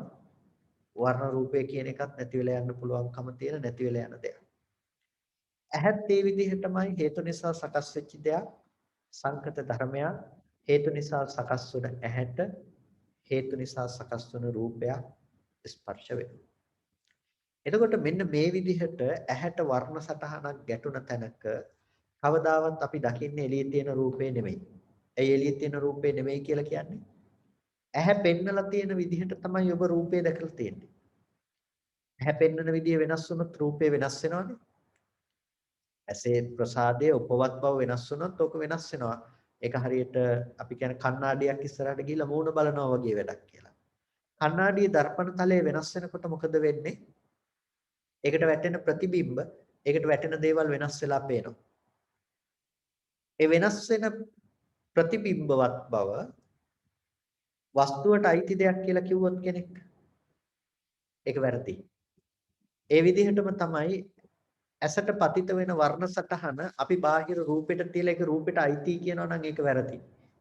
ඒ නිසා තමයි එකම රූපයක් කියන තැන පිළිබඳව කෙනකෙනාට විවිධ දැකීම් දකින්න පුළුවන්කම තියෙන්නේ. ත්‍රිසංගත සතෙක් දැක්කොත් වෙනස් වෙන්නේ. අපි දකිනකොට අපිට ඒක වෙනස් වෙන්නේ. වර්ණන්දතාවයක් ලෝකෙ තියෙන්නේ. ඒ වගේම දෙවියෙක් වගේ කෙනෙක් බැලුවොත් එයාට මේක විනිවිද යන්න දැක්මක් දකින්න පුළුවන්කම තියෙන්නේ. එතකොට ඒ වගේ තැනක මේ ප්‍රසාදයේ සකස් වීමට අනුව එයාට මෙතන පේන දේ වෙනස් වෙලා තියෙනවා. කාට පේන පෙනීමද ඇත්තම පෙනීම කියලා කිව්වොත් කාටවත් පේන පෙනීම ඇත්තම පෙනීම කියන්න පුළුවන් කමක් නැහැ. කෙනකෙනාට කෙනකෙනාගේ කැත්ත වෙලා නිසා. එතකොට ඇහැට පතිත වෙන්නේ අර විදිහට වෙන වර්ණ සටහන් මාත්‍රයක් පමණමයි. වර්ණ රූපයෙන් තොර දෙයක් ඇහැට පතිත වෙන්න පුළුවන් කමක් නැත්තේ නැහැ. හැබැයි ඇහැට වර්ණ රූපයක් පතිත වුණා කියලා කවදාවත් ඒක දැනගන්න පුළුවන් කමක් තිබුණෙත් නැහැ. මොකද එතන හිත තිබුණේ නැති නිසා. ඒ නිසා අපි දැනගන්නවා කියන තැනක එතන විඥානන කෘත්‍ය කරන්නට එතනට හිතේ යොමු වීමක් තියෙන්නට අවශ්‍යයි. එතකොට දැන් ඔන්න අපිට හම්බෙනවා චක්කුංච පටිච්ච රූපේච්ච උපජ්ජති චක්කු විඥානං තින්නම් සංගති පස්සෝ කියලා. අසත් රූපයත් නිසා ඇතිතනක උපදිනවා චක්කු විඥානේ තුන්දෙනාගේ එකතුව ස්පර්ශය. එවන් නැතිනම් අපි තව විදිහකින් කිව්වොත් පටිඝ සහ අදිවචනාදී සම්පස්සයන්ගේ ඇති සංකලනය. තව විදිහකින් කිව්වොත් අපිට දර්ශන කෘත්‍ය සිදු වෙන තැන. පේනවා කියන සිදුවීම සිදු කරන තැන. දැන් ඔතන ලාභාලාභ නැහැ, යසායස නැහැ. ඔතන කිසිම දෙයක් ඇත්තේ නැහැ. ඔතන හොඳ රූප නැහැ, නරක රූප නැහැ. ඔතන ඔය සිත, ඔය දැනගන්න සිතේ තියෙන වේදනාව උපේක්ෂා සහගතයි. මොකද අර වස්තුවේ වටිනවා කියලා දැනගැනීමක් නැති නිසා. නරකයි කියලා දකින්න නැති නිසා මනාපයක් එතනත් ඇත්තෙත් නැහැ. ඒ නිසා දැන් මෙතන තියෙන උපේක්ෂා සහගත බවක්. ඒක විපාක මට්ටමක තාම විශ්ලේෂණය කළා නැති නිසා. එතකොට මෙබඳු මේ තුන්දෙනෙකුගේ එකතුව නිසා පෙනුණා කියන ක්‍රියාව සිදු වෙච්ච තැනදී අපි ඊට පස්සේ අරමුණු කරලා යම් දෙයක් දැනගෙන අපි කියනවා නම් පෙනුනේ රූපය කියලා. මේ පේනවා කියන දේ රූපෙටයි තී කියනවා නම් අපි. එතකොට ඇස සහ හිත පැත්තෙන් වෙච්ච දෙයක් නෑ වගේ. අපි කියනවා නම් ඒක ඇහැට අයිති කියලා, අපි කියනවා නම් හිතට අයිති කියලා. මේ එකකටවත් අයිතියක් අපිට පනවන්න පුළුවන් කමක් නැහැ. ඒක රූපයට පනවලා තිබ්බොත් මොකද වෙන්නේ? ඒ රූපයට පනවන්නෙම වටිනකම් ඇති නොවටිනකම් ඇති දැනගන්න පැත්තේ තිබුණු රූපේ එළියේ තියනවා කියලා. අන්න ඒ විදිහට ලෝකෙ නිමිති ඉතුරු වුණොත් එළියේ තියනවා කියලා රූපේ පැත්තට නැඹුරු වෙනකොට රූපේ පැත්තේ නිමිති අපිට ඉතුරු වුණොත් ඒ රූප ගැන හිතලා අපිට ඕනම මොහොතක ප්‍රතිසන්දි වශයෙන් යන්න පුළුවන්කම තියෙනවා. ඒ වගේ මේ නිමිති ගැන හිතලා අපේ හිතෙන් ද්වේෂ වශයෙන් හැසිරෙන්න පුළුවන්කම තියෙනවා.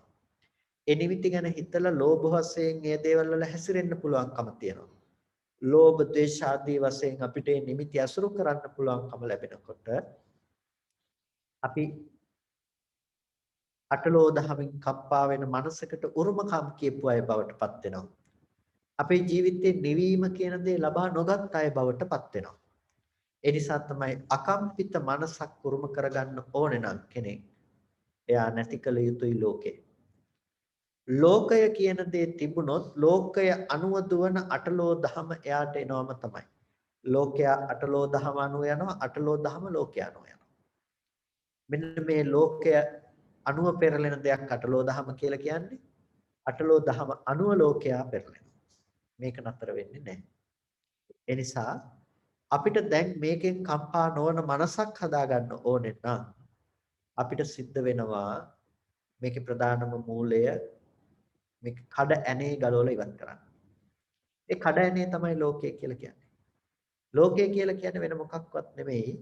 දිට්ඨ සුත මුත විඤ්ඤාත කියන ධර්මයන් පිළිබඳව නිමිති ඉතුරු කරලා එන එක. හරියට අර රිලව කණ්ණාඩිය ඇතුළේ කෙනෙක් ඉන්නවා කියලා ඉතුරු කරලා ආවහම යාට ඒක හොයාගෙන යන්න ඉඩ ඉතුරු කළා වගේ අපි ලෝකෙ තුල නිමිති ඉතුරු කරලා එන එක තමයි මේ කියන්නේ අර ලෝකේ කම්පිත වෙන්න මනසක් ස්වභාවයකට ඉඩ ඉතුරු කළා කියලා. ඒ නිසා අපිට සිද්ධ වෙනවා දැන් මෙන්න මේ ලෝකයට තියෙන ඉඩ හිමි කරන්න. ලෝකේ නැති කරන්න සිද්ධ වෙනවා. අකම්පිත වෙන්න නම් ලෝකේ නැති කරන්න ඕන. ලෝකේ නැති නොකොට අකම්පිත වෙනවා කියන එක කවදාවත් වෙන්නේ නැහැ. ඒකෙන් කියන්නේ බාහිරව තියෙන මේ දේවල් අයින් කරන්නට ඕනේ කියලා නෙමෙයි. ඒකෙන් කියන්නේ ලෝකය සහ ලෝක ප්‍රඥප්තිය පනවන තැන අපිට නිමිති හිටින් නැති විදිහේ දැක්මකින් අපිට වාසය කරන්නට අවශ්‍ය වෙනවා. රූප ශබ්ද ගන්ධ රස ස්පර්ශ ආදී ධර්මයන් පිළිබඳව අපි නැවත නැවත විඥාණයට නිමිති තියෙන නිසා තමයි අද දැකපු දේ හෙට දකින්න පුළුවන් වෙන්නේ. හැබැයි රූපේ කියන තැනින් අපිට යථාර්ථය ප්‍රකට වෙලා නම් අපිට කොයිම විදිහකටවත් පුළුවන් කමක් නැහැ අද දැකපු රූපේ හෙට දකින්නවා කියන තැනට යන්න. ඒක අවබෝධ වුණා නම් අපි කියනවා ලෝක නිරෝධය අවබෝධ වුණා කියලා. දැන් ඕගොල්ලන්ට ඊයේ දැකපු එක ගැන හිත ඕගොල්ලන්ට ඒ අනුව දුක් වෙන්න පුළුවන් කමක් නැත්තේ නෑ. ඇයි අතීත වුණ රූපේ නිරුද්ධ වුණා. එතකොට ලෝකේ තියෙන දේවල් වලින් ශබ්ද තුල හොඳ නරක පේන්නේ නැහැ. පේන දේවල් තුල හොඳ නරක පේන්නේ නැහැ. වටින නොවටින කම් නැත්තේ නැහැ. ගන්ධ සුවඳ රස ස්පර්ශ වල වටින දේවල් නොවටින දේවල් පේන්නේ නැහැ. පේන්නේ නැත්තම් එහෙනම් ඔබට දෙයක් ලැබෙනකොට සතුට වෙන්නත් තව දෙයක් දැනෙනකොට දුක් වෙන්නත් හේතු නැහැ. අටලෝ දහමින් කම්පා නොවන මනසක් සකස් වෙලා තියෙනවා නිකම්ම. ඒ නිසා අපි උත්සාහවත් වන්නට ඕනේ පින්නතුනි. අන්න ඒ අටලෝ දහමින් කම්පිත නොවන මනසක් අපි තුල උපද්ද ගන්න. දැන් මේකට යන්නත් අපිට අවශ්‍ය ප්‍රායෝගික ප්‍රතිපදාවක් අපේ ජීවිතය තුළ තියෙන්නට අවශ්‍යයි. මේ කතා කරන දර්ශනයට යන්න අපිට ප්‍රායෝගික ප්‍රතිපදාවක් අවශ්‍යයි. මේ කතා කරන්නේ අවසාන ප්‍රතිඵලය පිළිබඳව. ඒකට යන්නේ අපි කොහොමද කියන එක පිළිබඳව කතා කරන්නේ. එතකොට එතනදී අපිට අත්විඳින්නට පුළුවන් මනෝභාවයක් පිළිබඳව තමයි අනුමාන වශයෙන් හරි මේ කතා කරන්නේ. මෙන්න මේ ලෝක නිරෝධේ නිවනයි කියලා. ස්පර්ශ ආයතන හයේම තියෙන නිරෝධය. ඒ කියන්නේ ආයේ හිතෙන්නෙත් නැහැ, දකින්නෙත් නැහැ, මොකුත්ම නැහැ කියන එක නෙමෙයි. පේනවා. පේන පැත්තේ නිමිති නැහැ. නිමිති නැති නිසා යන්න හේතු නැහැ. එතකොට හිතන්න එපා රහතන් වහන්සේ තමන්ගේ අම්මව මතක් වුණොත් අම්මා බලන්න යන්නේ නැද්ද කියලා හිතන්න එපා. මේ කියන්නේ ඒ විදිහේ දෙයක් වෙන්නේ නැහැ කියලා දෙයක් නෙමෙයි. රහතන් වහන්සේට කවදාවත් බාහිරින් අම්මා කෙනෙක් මතක් වෙන්නේ නැහැ. මතක් වෙනවා නම් රහත් නැහැ. එතකොට කොහොමද අම්මා බලන්න යන්නේ කියලා ඔබ හිතන්න එපා. අපි ඉන්න මානසික සීමාව ඇතුලේ. අපේ මනසින් කෙලෙස් සහිත මනසින් බාහිර රූපයන්ගේ නිමිති ඉතුරු කරපු තැනක ඔබ හිතන්න එපා කොයි වෙලාවකවත් එතනත් එබඳු ස්වභාවයක් ඇති කියලා. දැනගන්න දේ ගැන නුවණයි. රූපේ පිළිබඳවත් නුවණයි. අනිත්‍ය වූ රූපේ අනිත්‍ය බව පිළිබඳවත් නුවණයි. අනිත්‍ය වූ නාම ධර්මයන්ගේ අනිත්‍යතාවය පිළිබඳවත් නුවණයි. හැබැයි ක්‍රියාව සිද්ධ කරලා තියනවා යහපත සඳහා. හරියට ඔයගොල්ලෝ දැන් කණ්ණාඩිය ළඟට යනවා වගේ. ඉන්න කෙනා බලන්න නොවුනට කණ්ණාඩිය ළඟට ගිහිල්ලා අවශ්‍ය වැඩේ කරගෙන එනවා. අන්න ඒ වගේ තමයි අතනදිත් නුවණ ජීවිතේ බවට පත් වෙලා තියෙනවා. විසම ලෝකයේ තුල උන්වහන්සේලා සමව හැසිරෙනවා. උන්වහන්සේලාට ඒබඳු දේවල් ලෝකයේ තුල මවගේ මරණය හමුවේ දුක් වෙනවා කියන දේ නෑ ඒ මනසක. පියාගේ මරණය හමුවේ දුක් වෙනවා කියන එක නෑ. නොමරී ජීවත් වෙනවා කියලා කවුරු හරි කිව්වොත් ඒ මව හෝ පියා ඒ ගැන සතුටක් ඇත්තෙත් නෑ. ඒ මනස තුල උපේක්ෂාවෙන් වාසය කරන්නට පුළුවන්කම ලැබිලා තියෙනවා. මොකද මැරෙන්න පුද්ගලයෙක්ගේ හමුවීමක් රූපේ පැත්තෙන් නොදකපු නිසා. රූපේ පැත්තේ පුද්ගලයෙකුගේ නිමිති ඉතුරු කරපු නැති නිසා. එනිසා අපේ ජීවිතය තුලත් අපි යා යුත්තේ අන්න ඒ ඉලක්කය කරා. ඒකට ඒ ඉලක්කය කරා යන්න ගියාම අපිට තියෙන එකට අනුපූර්ව ක්‍රමවේදයක් නිශ්චිතව අපි කොහොමද මේක යන්නේ කියන එක ගැන අපිට තීරණය කරන්නට පුළුවන්කම තියෙනවා. අපි යන්නේ කොහොමද කියලා පින්නතුණි එක අපි තීරණය කරනකොට අපිට එතනදී මූලික විදිහටම හඳුනා ගන්නට පුළුවන් සීල සමාධි ප්‍රඥා කියන මේ ත්‍රිශික්ෂා ධර්මයේ. එතකොට අපිට කායික වාචසික සංවරත්වය ප්‍රධාන ලෙසම බලපානවා. ඒ වගේම චිත්ත ඒකාග්‍රතාවයත් ඊට අනුයාත වුණ ප්‍රඥාවත් කියන මේ දෙකම උපකාර වෙනවා මේ දර්ශනය පුරාගෙන යන්න. ප්‍රායෝගිකව අපිට ඉස්සෙල්ලාම භාවිත කරන්නට සුදුසු වුණ දෙයක් ගැන අපි කතා කළොත් අපේ ජීවිතය තුළ තියෙන්නට ඕන දෙයක් තමයි අනිත්‍ය දුක්ඛ අනාත්ම කියන ත්‍රිලක්ෂණ ධර්ම ප්‍රතිවේදය කියලා කියන්නේ. අපිට පුළුවන් නම් අනිත්‍ය ධර්මය, දුක්ඛ ධර්මය, අනාත්ම ධර්මය පිළිබඳව මානසිකාරයේ පවත්වමින් ප්‍රඥාව උපදව ගන්න එක තමයි කල යුතු දේ බවටපත් වෙන්නේ. එතකොට අපිට ලෝකයේ Nirodhe සාක්ෂාත් කරන්නට අවශ්‍ය නම් ලෝකේ ගොඩනගෙන තැන අනිත්‍යතාවය දකින්නට ගියොත් අපිට හම්බ වෙනවා ඉති රූපං ඉති රූපස්ස සමුදයෝ ඉති රූපස්සත්තංගමෝ. මෙන්න මේකයි රූපය, මේකයි රූපයේ සමුදය, මේක තමයි රූපයේහි තියෙන නිරෝධය. ඉති රූපස්ස සමුදයෝ, මේ රූපය හට ගැනීම, ඉති රූපස්ස අස්තංගම. මේ තමයි රූපේ අස්තංගමය. මේක තමයි රූපේ අනිත්‍ය දකින්න කියලා කියන්නේ. එතකොට මෙතනදී ප්‍රධාන ලෙසම අපි හඳුනා ගන්නට ඕනේ මේ ඉති රූපම්, මේකයි රූපය කියලා කියන්නේ. එතකොට මේකයි රූපය කියලා කියනකොට ඉති රූපම් කියලා කියනකොට අපිට මේ රූපයයි කියලා කියනකොට එතන රූපේ තියෙන රූපී ස්වභාවයයි අපිට දැනෙන්නට ඕනේ. ඒ කියන්නේ දැන් රූපය කියලා කියන්නේ ඔය පේන දේවල් නෙමෙයි. පේන දේවල් නෙමෙයි කියන එකෙන් අදහස් කරන්නේ ප්‍රඥප්ති විදිහට අපි හදාගත්ත අම්මා තාත්තා, ගෙවල් දොරවල්, යාන වාහන, දූ දරුවෝ කියන දේවල් නෙමෙයි රූපේ පිළිබඳව අපි අනිත්‍ය වශයෙන් කරන සම්මර්ෂණයකට පාවිච්චි කරන්නේ. අපි එතනදී ඊට වඩා එහාට ගිහිල්ලා අපි පරමාර්ථ ධර්මයක් විශේෂයි අපේ නුවණ පවත්වන්නේ.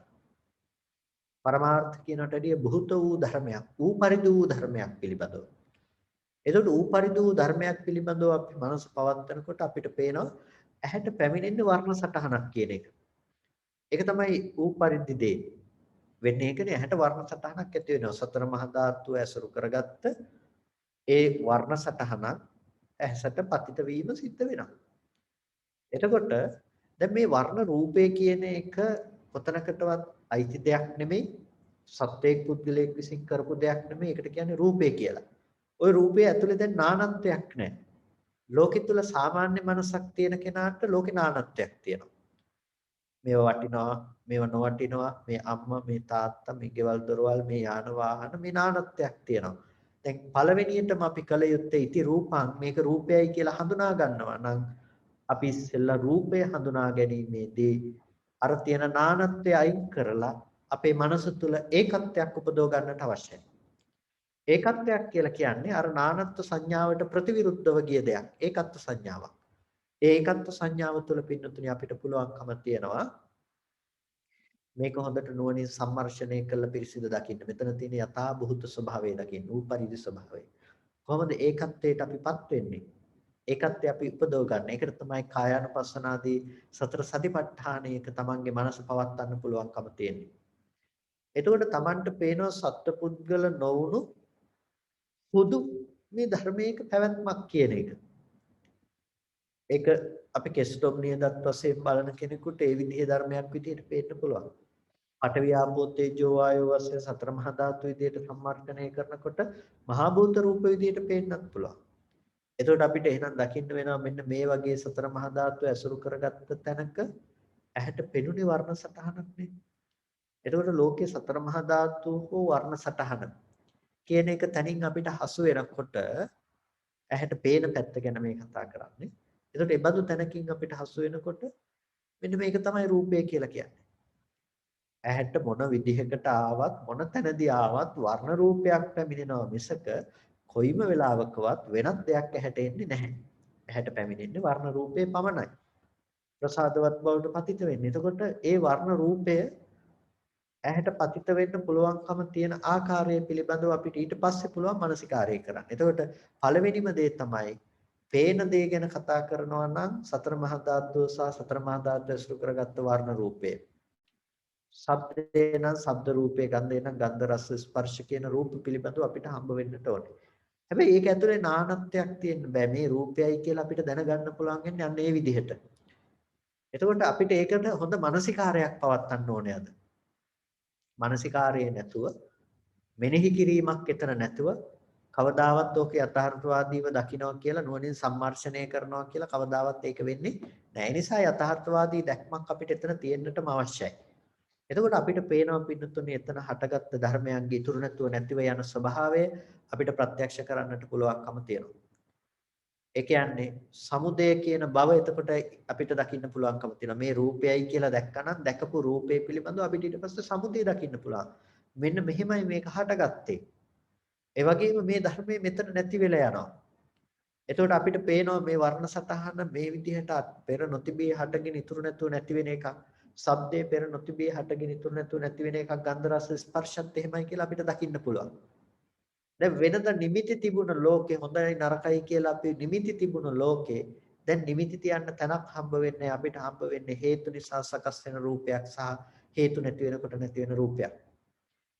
එතකොට අපිට රූපේ පිළිබඳව එබඳු දැක්මක් තියෙනකොට එයාට කියනවා රූපේ අනිත්‍ය අනුව බලන කෙනෙක් කියලා. එබඳු ඌ ලෙස රූපේහි අනිත්‍ය දකින කෙනෙකුට සබ්බං කාමරාගම් පරියාදීති සබ්බං රූපරාගම් පරියාදීති සබ්බං භවරාගම් පරියාදීති සබ්බං අවිජ්ජං පරියාදීති සබ්බං අස්මිමානං සමෝහනති මේ ආදී ධර්මයන් ලබන්න පුළුවන්කම තියෙනවා. නිර්වාණය සාක්ෂාත් කරන තැනට පත්වන්නට තමන්ගේ මනස අරගෙන යන්නට පුළුවන්කම තියෙනවා. එහෙනම් අද ඉන්න තැන ඉඳලා පටන් ගත්තොත් ඔබට ඉස්සෙල්ලම පළවෙනි දේ හැටියට ඔබට තියෙනවා නානත්ත් සංඥාවන්ගෙන් හිත අයින් කරගෙන ඒකත්වයක් කරා යන්න. ඒකට තමයි ඔබ අද වෑයම් කළ යුත්තේ. ඒකට කියනවා සම්මා වායාම කියලා. ඒ වගේම ඔබ නිරන්තරයෙන් සිහි පැවැත්ම කළ යුත්තේ. ඒකට කියනවා සම්මා සති කියලා.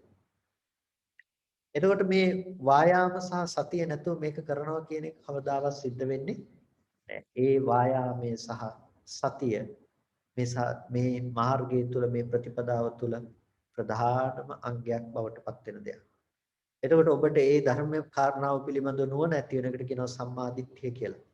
එතකොට මේ වායාමයක් මේ සතියත් මේ දෘෂ්ටියත් ඔබට මුළු ආර්ය අෂ්ටාංගික මාර්ගයේ සියලුම අංගයන් සම්පූර්ණවටපත් කරන අංගයක් බවට පත් වෙනවා. ඒ නිසා ඔබට ඔබේ ජීවිතය තුළ පවත්තන සිහිය තියෙන්නට ඕන කෙනාට සිහියේ මදකම සහ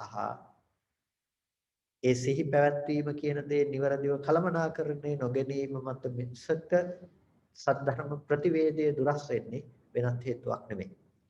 ඒ නිසා අපි අපේ අඩුපාඩුව හදා ගන්නවා නම් අපි හදා ගන්නට ඕනේ සිහි පැවැත්ම කියන තැන ඉඳලා. එතකොට දැන් අපි ඔබට කරන්න දෙයක් කතා කළා. පළවෙනියටම අපි ලෝකෙ තුල පවතින දේ යථාර්ථය ගැන කතා කරලා ඒ දේ ප්‍රත්‍යක්ෂ කර ගැනීම සඳහා අවබෝධයට ප්‍රවේශයක් වීමට අවශ්‍ය මූලයේ පිළිබඳව අපි කතා කළා. එතනදී කිව්වා නානත්ත් සංඥාවෙන් අද පවතින තැනින් හිත එක තැනකට අරගන්න.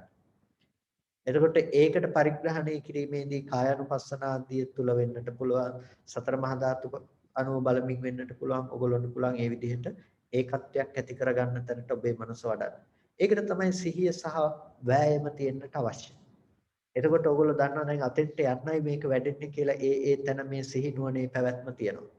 ඒ වගේම ඔක ප්‍රත්‍යක්ෂ වෙන තැනට ඔබට ඊට පස්සේ ක්‍රමානුකූලව රූපය ගැන දැනගත්තට පස්සේ මේක රූපයයි කියලා මුළු සමස්ත රූපය පිළිබඳව අවබෝධ වෙනකොට ඔයගොල්ලන්ට පුළුවන්කම තියෙනවා මේකයි රූපය හට ගැනීම මේකයි රූපේ වැයවීම කියන දේ දකින්න.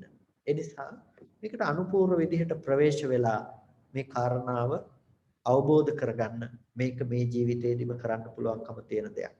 ඉතින් අන්න ඒ විදිහ අවබෝධයකින් ලෝක නිරෝධය සාක්ෂාත් කළ නිසා ලෝකයේ තුල නිමිති අනුනිමිති වශයෙන් හැසිරෙන්නට ඉඩක් නොතබපු නිසා ඒ පිරිස පූජ්‍යාර්හ පිරිසක් බවට පත් වුණා. උන්වහන්සේලාට ලෝකෙ තුල වටින දේවල් තිබුණේ නැහැ. ලෝකෙ තුල නොවටින දේවල් තිබුණේ නැහැ. අනන්ත වූ සිත්ත්ව වාසය කළා. අපරිමිත වූ සිත්ත්ව වාසය කළා. මහග්ගත වූ සිත්ත්ව වාසය කළා. පමන නොකල හැකි සිත්ත්ව වාසය කළා. අවෛරී සහගත සිතින්ම වාසය කළා. ඒ නිසා එබඳු තැනක ඇලෙන්න හෝ ගැටෙන්න දේවල් ලෝකෙ තිබුණේ නැහැ. මොන නින්දාව ආවත් මොන අපහාසයක් ආවත් නින්දා අපහාස උන්වහන්සේලා කරා පැමිණියේ නැහැ. කොච්චර ප්‍රශංසා ආවත් ඒ ප්‍රශංසා විදිහට උන්වහන්සේලා කරා ඒ දේවල් පැමිණියේ නැහැ. මොකද සංකත ලෝකයේම Nirodhe සාක්ෂාත් කරලා තිබුණ නිසා. එනිසා ඔබටත් අද මේ සංකත ලෝකේ නිවීම සාක්ෂාත් කරන්න පුළුවන්කම තියෙනවා. ඔබට ධර්මය අවබෝධ වෙන්නේ අපමණකටද එපමණකට ඔබ සංඝ ගුණ පිළිබඳවත් හිතන්නට කල්පනා කරන්න. මේ බඳු උත්තරීතර නිවනක් අවබෝධ කර ගැනීම සඳහා පිළිපන්න පිරිසක් තමයි මහා සංඝරත්නය කියන්නේ. ඒ සංඝ ගුණයන් පිළිබඳව තමන්ගේ හිතේ පැහැදීම ඇති කරගන්න. ඒ සංඝ ගුණයන් පිළිබඳව ප්‍රසාදවත් බව ඇති කරගන්න. ඉන්න අයට පුද්ගලයන් සඳහා දේවල් දෙනවට වඩා ඔබ කරන පූජාවද සංඝ ගුණ උදෙසා කරන පූජාවක් බවට පත් කරගන්න. ලෞකික කුසල මාර්ගයත් යෙහෙන් සිද්ධ කරගෙන මහා සංඝරත්නයේ ගමන් කළ පූජ්‍යාර්ථ වන ප්‍රතිපදාව අනුගමනය කිරීමෙන් ඔබටත් නිවෙන්නට පුළුවන්කම තියෙනවා. ඔබත් ඒ සඳහා ප්‍රමාදී වන්නට කියලා ඔබට බොහොම කල්යාණ මිත්‍ර භාවයෙන් සිහිපත් කරනවා. ප්‍රශ්න ගැටලු තියෙනවා නම් අවකාශය දෙන්න පුළුවන් ද දන්නේ නැහැ ස්වාමීන් වහන්සේ මේ ඔය වැඩසටහන පිළිබඳව මම දන්නේ නැති නිසා පුළුවන් සයන්ස් අපිට වෙලාව තියෙනවා. ප්‍රශ්න ගැටලු තියෙනවා නම් මේ වෙලාවේ හැම දිනකටම පුළුවන්.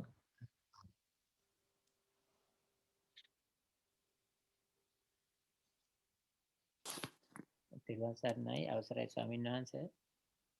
ඊළඟ සර්ණයි. දැන් එතන අර ඇසට රූපය බැඳිලත් නැහැ රූපයට ඇස බැඳිලත් නැහැ. එතන චන්ද්‍රාගය විසින් මේ දෙක එකට ගැට ගන්න තමයි එකතු කරන්න කියලා එහෙම නේද ස්වාමීන් වහන්සේ කියන්නේ. ඔව් දැන් බැඳුම කියන තැන ඇස රූපයේ සංයෝජනයේවත් රූපයේ ඇසෙහි සංයෝජනයේවත් කියන්නේ නැහැ.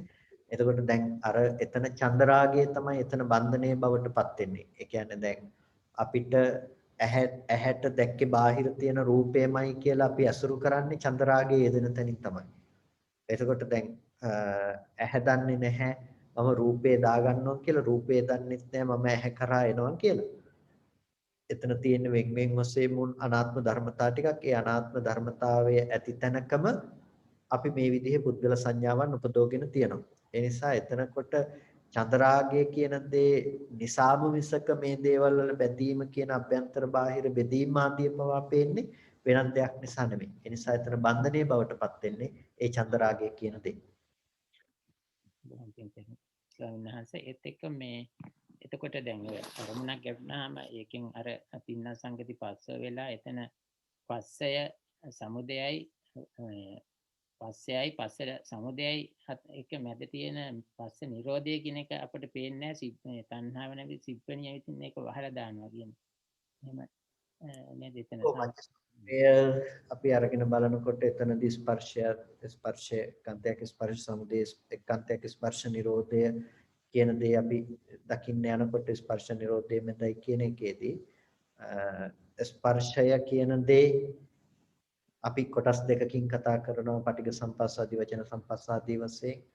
එතකොට මේ නිසයි ස්පර්ශය හටගත්තේ කියලා අපි ස්පර්ශය හටගත්ත හේතු ටික දකිනවා. ස්පර්ශයේ හේතු නැති වෙනකොට නැති වෙනවා කියන එක දකිනවා. ස්පර්ශ නිරෝධය පිළිබඳව එතකොට ඒ මැද තැවරීමට ඉඩක් තියන්නේ නැහැ. එතකොට ස්පර්ශයත් ස්පර්ශ සමුදයත් ස්පර්ශ නිරෝධය කියන එකෙත් නොතවරී ඉන්නකොට අර තෘෂ්ණා නැමැති සිම්බණියට අපිට පැවැත්මක් හම්බ වෙන්නේ නැහැ. තෘෂ්ණාව නැමැති ඒ දෙයට ඉන්න තැනක් අපි තියන්නේ නැහැ. එතකොට එතනදී ඇසුරු වෙන්නේ නිරෝධය මිසක වෙනත් දෙයක් නෙමෙයි. එතනත් නොතවරුණු බවකින් තමයි ඇසුරු වෙන්නේ. ඒ කියන්නේ දැන් ඇසුරු වෙනවා කියන එක අපිට ගොඩක් රළු වචනයක් එතනට අපි කතා කළොත් ඇසුරු වෙනවා කියන තැන. නමුත් අපිට එතන ඥාන දර්ශනයක් ගැන කතා කරන්නට වෙන්නේ. ස්පර්ශ සමුදයන්තයත් එතකොට ස්පර්ශ නිරෝධයත් කියන මේ ධර්මතා ටිකේම පවත්නා ඥාන දර්ශනය පිළිබඳව. එතකොට හේතු නිසා සකස් වෙන ස්පර්ශය පිළිබඳව ඒ වගේම ස්පර්ශයේ තියෙන නිරෝධය පිළිබඳව දන්නවා. එතකොට ස්පර්ශය පිළිබඳව හඳුනා ගැනීමත් ස්පර්ශ සමුදය කියන දේ අපි දැකීමත් නිසා ස්පර්ශ නිරෝධය පිළිබඳව දකින නුවණ නිසා තමයි එතන මිදීම කියන දේ අපිට පෙනිලා තියෙන්නේ. එතකොට ඒ නිසා තමයි තෘෂ්ණාවට ඉඩ කඩක් නැති වෙලා තියෙන්නේ. ස්පර්ශය ආත්පස දැනගන්නවා කියලා කියන්නේම ස්පර්ශයත් එහි සමුදයත් එහි නිරෝධයත් පිළිබඳව නුවණේ පැවැත්මමයි. ඒ ටිකේ දැකීම මත තමයි තෘෂ්ණාවේ විනිර්මුක්ත භාවය කියන දේ ඇති වෙන්නේ. එරුවන් සරණයි බොහොම පිං ස්වාමීන් වහන්සේ. ගැටලු තියෙනවද කාට හරි? අවසරයි ස්වාමීන් වහන්සේ. ඔව්. ස්වාමීන් වහන්සේ එතකොට අපි විදර්ශනා කරනවා කියන්නේ අපි නිස්කලංකව සිහියෙන් ඉන්න හැම වෙලාවකම ඇහැ කන නාසය දිවකය මනස කියන ඉන්ද්‍රියන් නිසා හිතේ ඇතිවෙන රූපේ ඒ සමුදයත් අස්තංගමයත් පිළිබඳව අවධානයෙන් ඉන්න එකද? ඒකද අපි කරන්න ඕනේ? ඔව් ඒ පිළිබඳව නුවණින් දකින්න එක තමයි අපිට කරන්න තියෙන දේ බවට පත් වෙන්නේ. මොකද කාම භූමියේ සත්වය හැටියට අපිට අද තියෙන නිමිති දිහා අපි බැලුවාම අපිට වැඩි වශයෙන් ඇසුරු වෙන්නේ රූපය ඇසුරු කරගත්ත දේවල්නේ. එතකොට ඇහැට පෙනෙන ඇහෙන සද්ද නාසයට දැනෙන දිවට දැනෙන කයට දැනෙන දැනීම් කියන දේවල් පිළිබඳව අපි නිමිති ලෝකයේ තුල පවත්වන එක තමයි අපි අද සිද්ධ කරන වැරදි දේ බවට පත් වෙන්නේ.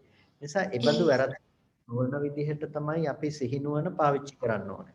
ඉතින් අපිට එකපාර වන්නන් අතන්ට සිහිය පවත්වාගෙන යන්න දිගටම අපි නුවණ පවත්වන්නේ නුවණ එතකොට පවත්වන්න තරම් අපි දක්ෂ නැතිනම් ඒ කියන්නේ අර අපි කිව්වේ ඒකත්වයේ කියන තැනකින් රූපය කියන තැන අල්ලගන්න දක්ෂ නැතුව අපිට නිමිති ගොඩක් එනවා නම් අපිට සිද්ධ වෙන කාර්යයක් පවත්වන්න. ඒ ගැන අපි මෙනෙහි කරලා බලනවා.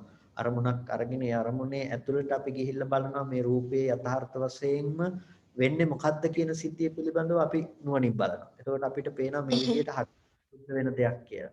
එතකොට ඒ දේම නේද අනිකුත් සියලුම පේන රූපවල තියෙන යථාර්ථය කියලා අපි දකිනකොට අපිට අර හැමතැනකම තියෙන රූපේ ඒකත්වයක් දකින්න පුළුවන් වර්ණ සටහන් මාත්‍රයක් කියන තැනින්.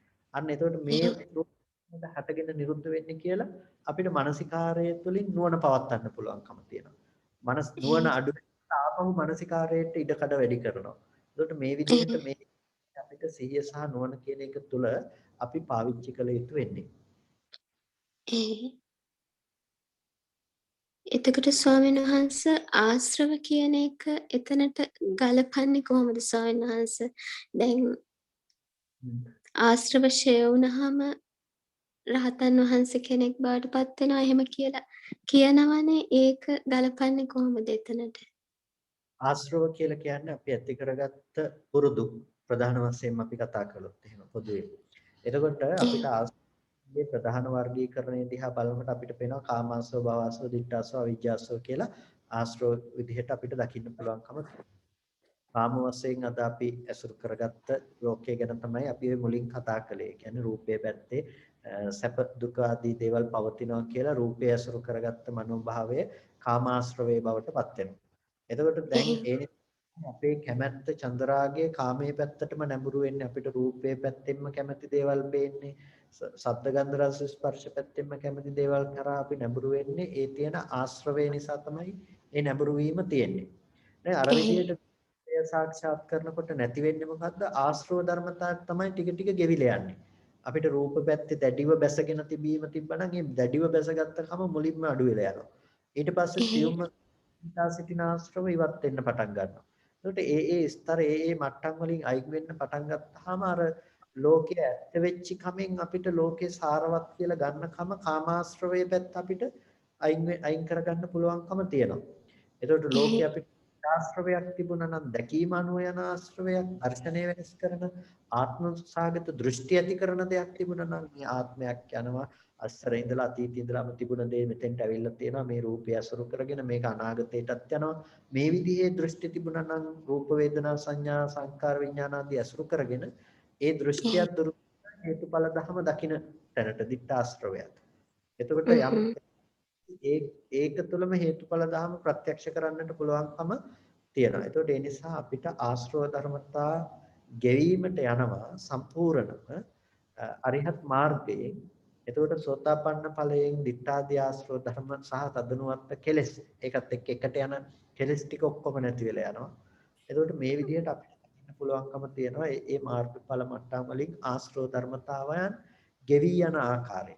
එතකොට ඒ ඵල මට්ටම් වලින් ආශ්‍රව ධර්මතාවයන් සමුච්ඡේද වශයෙන් ප්‍රහාණය වෙලා අන්තිමේටම අපිට මේ භවය පිළිබඳව තියෙන මේ සියලුම ආකාරයේ ආශ්‍රව ධර්මයන් ඉවත් වෙලා යනකොට අවිද්‍යාවෙන් ගෙනල්ලා දෙන සියලු ආශ්‍රවයන්ුත් ඉවත් වෙනකොට අපි කියනවා ආශ්‍රව ක්ෂය කළා කියලා. සියලු ආශ්‍රව ධර්මයන් කියලා කියන. එතකොට අද දවසේදී අපිට ප්‍රධාන බලපෑමක් කරන ආශ්‍රව දෙකක් තියෙනවා. ඒ තමයි ditthාශ්‍රවය, ඒ වගේම කාමාශ්‍රවය කියන දේ. එතකොට මේ ditthාශ්‍රවය සහ කාමාශ්‍රවය දුරු කරගන්න තමයි අපි රූපය පිළිබඳ, ඒ කියන්නේ අවිද්‍යාව තියෙන දේ අද අනුයාත වෙලා තියෙන අර විදිහේ අපි දෘෂ්ටිගත වීමටපත් කිරීමට සහ කාමයට නැඹුරු කිරීමට. එතකොට අපි මෙතන විද්‍යාව උපදව ගන්නකොට ඒ මට්ටමෙන් ditthාශ්‍රවය දුරු වෙනවා, කාමාශ්‍රවය දුරු වෙනවා. ඒ විදිහට තමයි අපිට අපි වඩන ප්‍රතිපදාව තුළ ආශ්‍රව ධර්මතා ටික ක්‍රමක්‍රමයෙන් ගෙවීමට යන්නේ.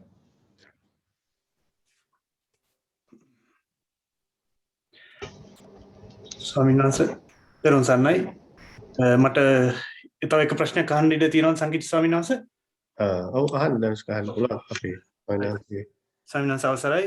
මට දැනගන්න ඕනේ අපි සතර සතිපට්ඨානය වඩනකොට කායानुපස්සනාව වඩද්දී ආනාපාන සති භාවනාවෙන් පටන්ගෙනම වැඩිම කරන්න ඕනද? එහෙම නැත්නම් ඒ කියන්නේ පිළිවෙලට වඩන්න ඕනද? එහෙම නැත්නම් අපිට ආනාපාන සතිය මුලින්ම වඩන්නේ නැතුව ධාතු මනසිකාරය හරි ඉරියාපත භාවනාව හරි වගේ එකකින් පටන්ගෙන කරන්න පුළුවන් කියන එක. සතර සතිපට්ඨානය වඩනකොට ඕනම තැනකින් අපිට පටන් ගන්න පුළුවන්කම තියෙනවා. කායानुපස්සනාව වඩනකොට ඒක ආනාපාන සතියෙම අපි පටන් ගන්න යුතුයි කියලා එකක් ඇත්තේ නැහැ. ඒ නිසා අපිට ගැළපෙන්නේ වඩා ධාතු කර්මස්ථානයේ නම් හොඳම දේ අපි ධාතු කර්මස්ථානයෙන් පටන් ගන්න එක. ඒ වගේම අපිට වඩාත්ම ගැළපෙන්නේ අපිට හිතෙනවා නම් නවසීවතිකයයි කියලා අපි නවසීවතිකයේ පැත්තෙන් බලනවා. අපිට වඩාත්ම ගැළපෙන්නේ ඉරියාපත භාවනාව කියන පැත්තෙන් කියලා හිතුනොත් අපි ඉරියාපතේ පැත්තෙන් පටන් ගන්නවා.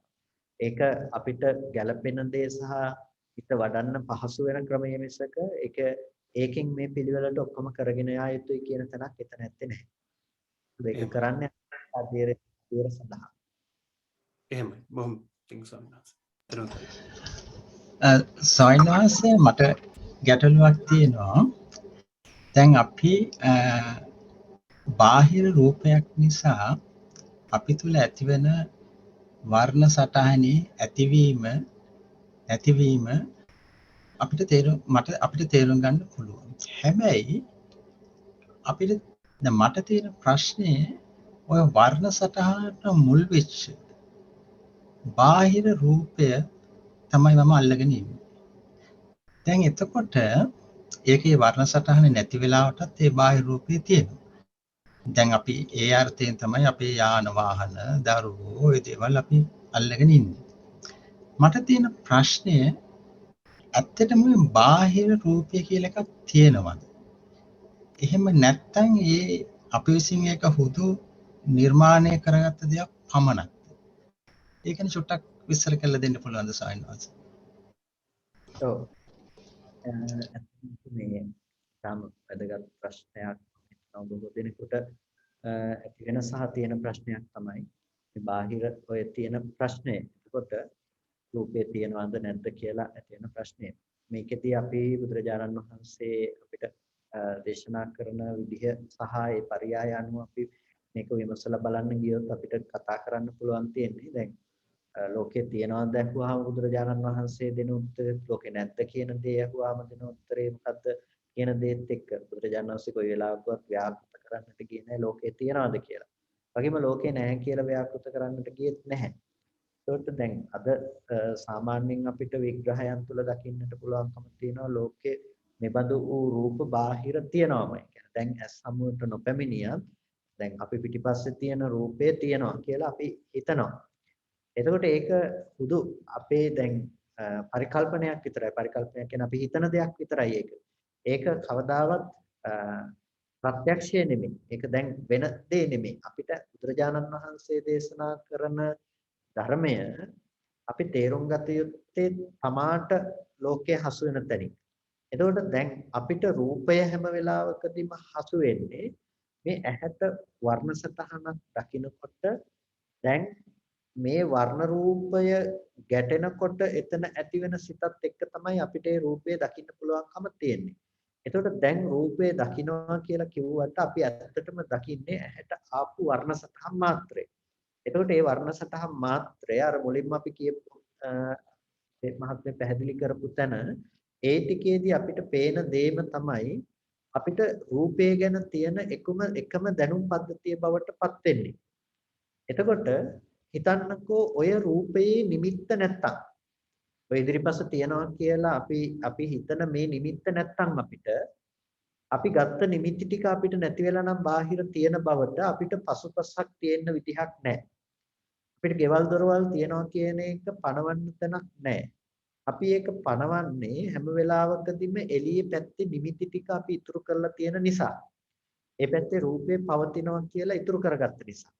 එතකොට බුදුරජාණන් වහන්සේ අපිට දේශනා කරන්නේ ඔය විදිහට රූපේ තියනවා කියන එක පිළිබඳව අපිට තියෙන අවිද්‍යාවෙන් අවිද්‍යා සංස්පර්ශය නිසා හටගන්න කියන මට්ටමකින් මිසක කොයි වෙලාවකවත් එබඳු රූපයක් තියනවා හෝ නැහැ හෝ කියලා යන දෙයක් නෙමෙයි. ඒක තියනවා කිව්වත් අපි ඉන්නේ වැරදි තැනක. ඒක නැහැ කියලා කිව්වත් අපි ඉන්නේ වැරදි තැනක.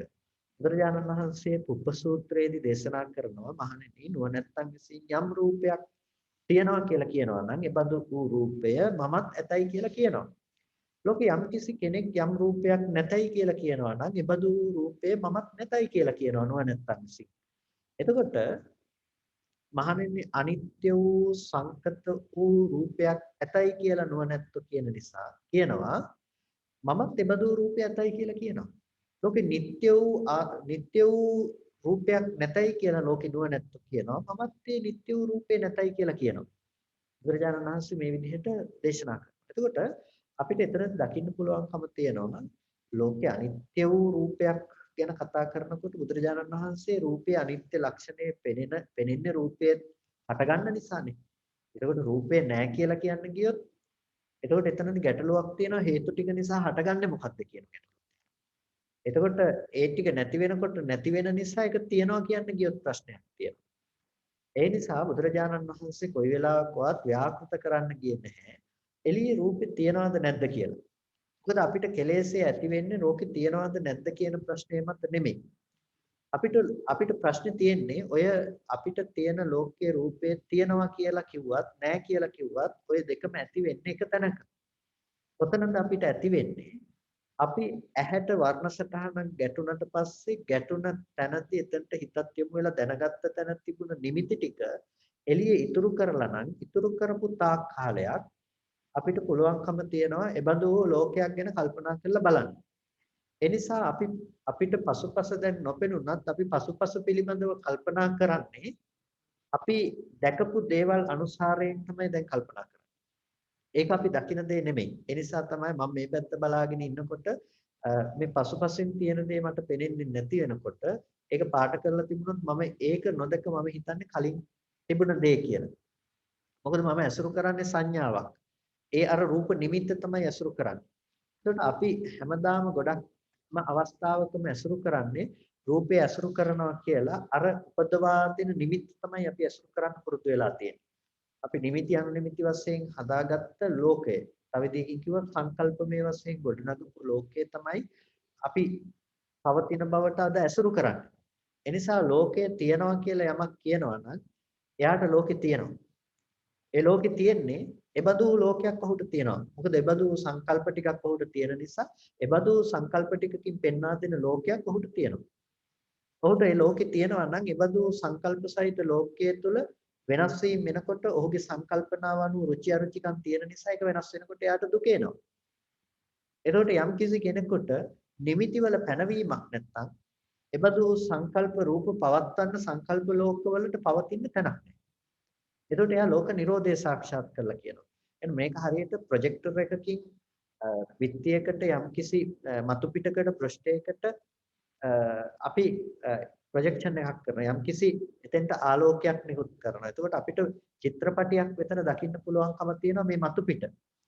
එතකොට ওই පෙනෙන චිත්‍රපටිය අයිතිය අපිට කියන්නට පුළුවන් කමක් නැත්තේ ඒක ප්‍රොජෙක්ටරේ කියලා. ඒක ආලෝකය කියලාවත් ඒක මතු පිට කියලාවත්.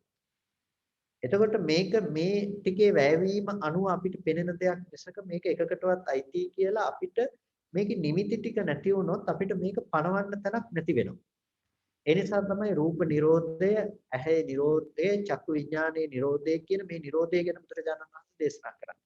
එකක් නැති වුණොත් අනිත් ටික ඔක්කොම නැතිවීම નિરાයාසයෙන්ම වෙලා තියෙනවා. ලෝකේ පණවන්න තැනක් නැහැ. එතකොට ලෝකේ පණවන්න තැනක් නැති වෙන්නේ ස්පර්ශ ආයතන 6 නිරෝධය සාක්ෂාත් කිරීමෙන්. එතකොට හරියට ආලෝකය ලේසර් ආලෝකයක් අපිට පේන්නේ යම්කිසි තැනකට පෘෂ්ඨයක් මතට වැටුනහම වගේ අපිට විඥාණයට යම්කිසි දෙයක් ගෝචර කරගන්න පුළුවන් වෙන්නේ ඒකේ නිමිති අනුනිමිති වශයෙන් ඒකේ පිහිටා සිටින. එතකොට යම් විදිහකින් අපිට ඒකට ස්ථිතියක් හම්බ වෙන්නේ නැත්නම් පිහිටා සිටින්න තැනක් හම්බ වෙන්නේ නැත්නම් ඒකට කියන අනුපට්ඨිත විඥාන කියලා. ඒකට එළඹිලා නැහැ විඥානය. ඒකට කියන අනිදස්සන විඥානය කියලා. ඒ විඥානය පණවන්න තැනක් නැහැ. ඒකට පිහිටා සිටින්න තැනක් හම්බ වෙන්නේ රූප, ශබ්ද, ගන්ධ, රස, ස්පර්ශ ධර්ම කියන පැත්තෙන්. එතකොට ඒ හේතු නිසා හටගෙන හේතු නැති වෙනකොට නැති වෙනවා කියලා රූපය ගැන කතා කරනවා නම් එබඳු වූ රූප පිළිබඳව අපිට කතා කරන්න පුළුවන් ද ලෝකේ තියෙනවයි කියලා. ඒකේ ඇති කියන බවට ඉඩක් නැහැ. නමුත් හේතු ටික ඇති කල්ලි හටගෙන තියනවා කියන එක තියෙන නිසා ඒක නැහැ කියන්නේ නැහැ. හේතු ටික නැති වෙනකොට ඒ ධර්මතාවය නැති වෙලා යනවා. ඒ නිසා ඒ බඳු රූපේ තියනවා කියලා කියන්නේත් නැහැ. මෙන්න මේ හේතුඵල ධමයක් තුලින් බුදුරජාණන් වහන්සේ ධර්මයේ පැහැදිලි කළා මිසක කොතනකදීවත් ඒක ඇති බවට හෝ නැති බවට විවරණය කරන්නේ. ඒ වගේ තමයි අපිට රූපේ පැත්ත දකින්න වෙන්නේ ඇති බවට හෝ නැති බවට තර්ක කරන්නට හෝ කතා කරන්න බැරි තැනක් විදිහට. නමුත් ථේරවාදයේ මිදිලා යනකොට විවිධ සම්ප්‍රදායන් විසින් විවිධ මතවාද ගොඩනගනවා සත්‍තාවයන් පිළිබඳව. සත්‍තාවයන් කියලා කියන්නේ බාහිර ධර්ම වශයෙන් ලෝකයේ සත් දේවල් තියෙනවා. සත් කියන්නේ පවතිනවා කියන එක. එතකොට මේ ධර්ම පරමාර්ථ වශයෙන් බාහිර ලෝකයේ තුල නොවෙනස් තියෙනවා කියලා ධර්මතාව වශයෙන් පවතින දේවල් පිළිබඳව කතා කරනවා. එතකොට ඒ බඳු සම්ප්‍රදායන් තියෙනවා. හැබැයි ඒක ථේරවාද සම්ප්‍රදායට පටහැනි සම්ප්‍රදායක්. එතකොට අපි තේරුම් ගන්නට අවශ්‍යයි බුදුරජාණන් වහන්සේ ත්‍රිපිටකය තුල අපි අර්ථය හොයාගෙන යනකොට අපිට දකින්න පුළුවන් ප්‍රධානම දේ තමයි අහුත්වා සම්භූතං කුත්වා පටිවේති. පෙර නොතිබී හටගෙන ඉතුරු නැතුව නැති වෙන නැතිනම් අහුත්වා සම්භූතං කුත්වාන භවිස්සති. පෙර නොතිබී හටගෙන අනාගතයට පවතින නැති දෙයක් හැටියට අපිට මේ රූප ශබ්ද ගන්ධ රස ස්පර්ශ ආදී මේ සියලු ධර්මයන් පිළිබඳව දේශනා කරනවා. එතකොට ඒ මොහොතේ හටගෙන නිරුද්ධ වෙන ධර්මයේ ප්‍රත්‍යක්ෂ කළ කෙනෙකුට ලෝකයේ ඇති නැති බවට පනවන්න පුළුවන් කමක් නැත්තේ නෑ. මේ සම්මුතිය තුළ අපි කතා කරනකොට අපි කතා කරනවා ලෝකයේ තුළ. ඒක සම්මුතිය. ඒක පරමාර්ථය නෙමෙයි. ඒ නිසා අපි මේ කොටස් දෙකකින් බෙදලා තේරුම් ගන්නටත් ඕනේ. යථාර්ථයක් විදිහට පවතින ලෝකය අපිට එක දිගට ඇසුරු කරන්න පුළුවන් කමක් නැත්තේ නෑ. ඒක එකම ගඟකින් දෙපාරක් නහන්න බෑ වගේ.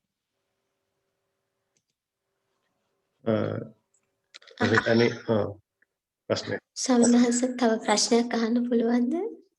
සවිනහස වෙලා තියෙනවද? ඇති නේද දැන්? ගැටලුවක් නැහැ සංස්මේ. කමන්නේ. හරි. එහෙනම් අවසාන ප්‍රශ්නේ හැටියට අපි මේ ප්‍රශ්නේ යොමු කරමු. අවසර සවිනහස දැන් අපිට හිතේ ඇතිවෙන රූපේ අනිත්‍ය ස්වභාවය බලන්න කියවනේ ඒ විදිහටම වේදනාව සංඥාව සංස්කාර විඥාන ඒ ටිකෙත් අපි අනිත්‍ය ස්වභාවය බලන්න ඕනේ නේද? බුදුහාමුදුරුවෝ අර පෙනපින්ඩික සූත්‍රයේ සඳහන් කරලා තියෙනවානේ අර පෙන පිටක් වගේ ජල බිඳුවක් වගේ මිරිඟුවක් වගේ ඒ විදිහට බලන්න කියලා කෙසෙල් කඳක් වගේ මේ විඥාකාරයක් වගේ කියලා.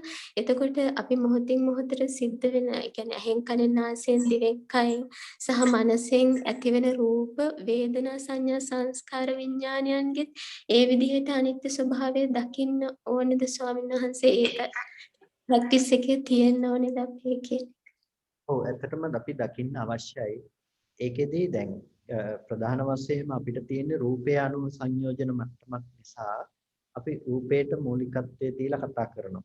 දැන් වේදනාවට අනුරූපකාරය කරන කෙනෙකුට මේ ඉති වේදනාය සමුදය ඉති වේදනාය අත්ංගමෝ කියලා ඒ වේදනාවේ අනිත්‍යතාවය බලන්න පුළුවන්කමක් තියෙනවා. එතකොට ඉති වේදනා සැප දුක් උපේක්ෂා වේදනාව. අපිට වේදනාව අද ප්‍රකට වෙන්නේ මොකද්ද? මේ රූප ශබ්ද ගන්ධ රස තුලින් අපිට වේදනාව ප්‍රකට වෙන්නේ.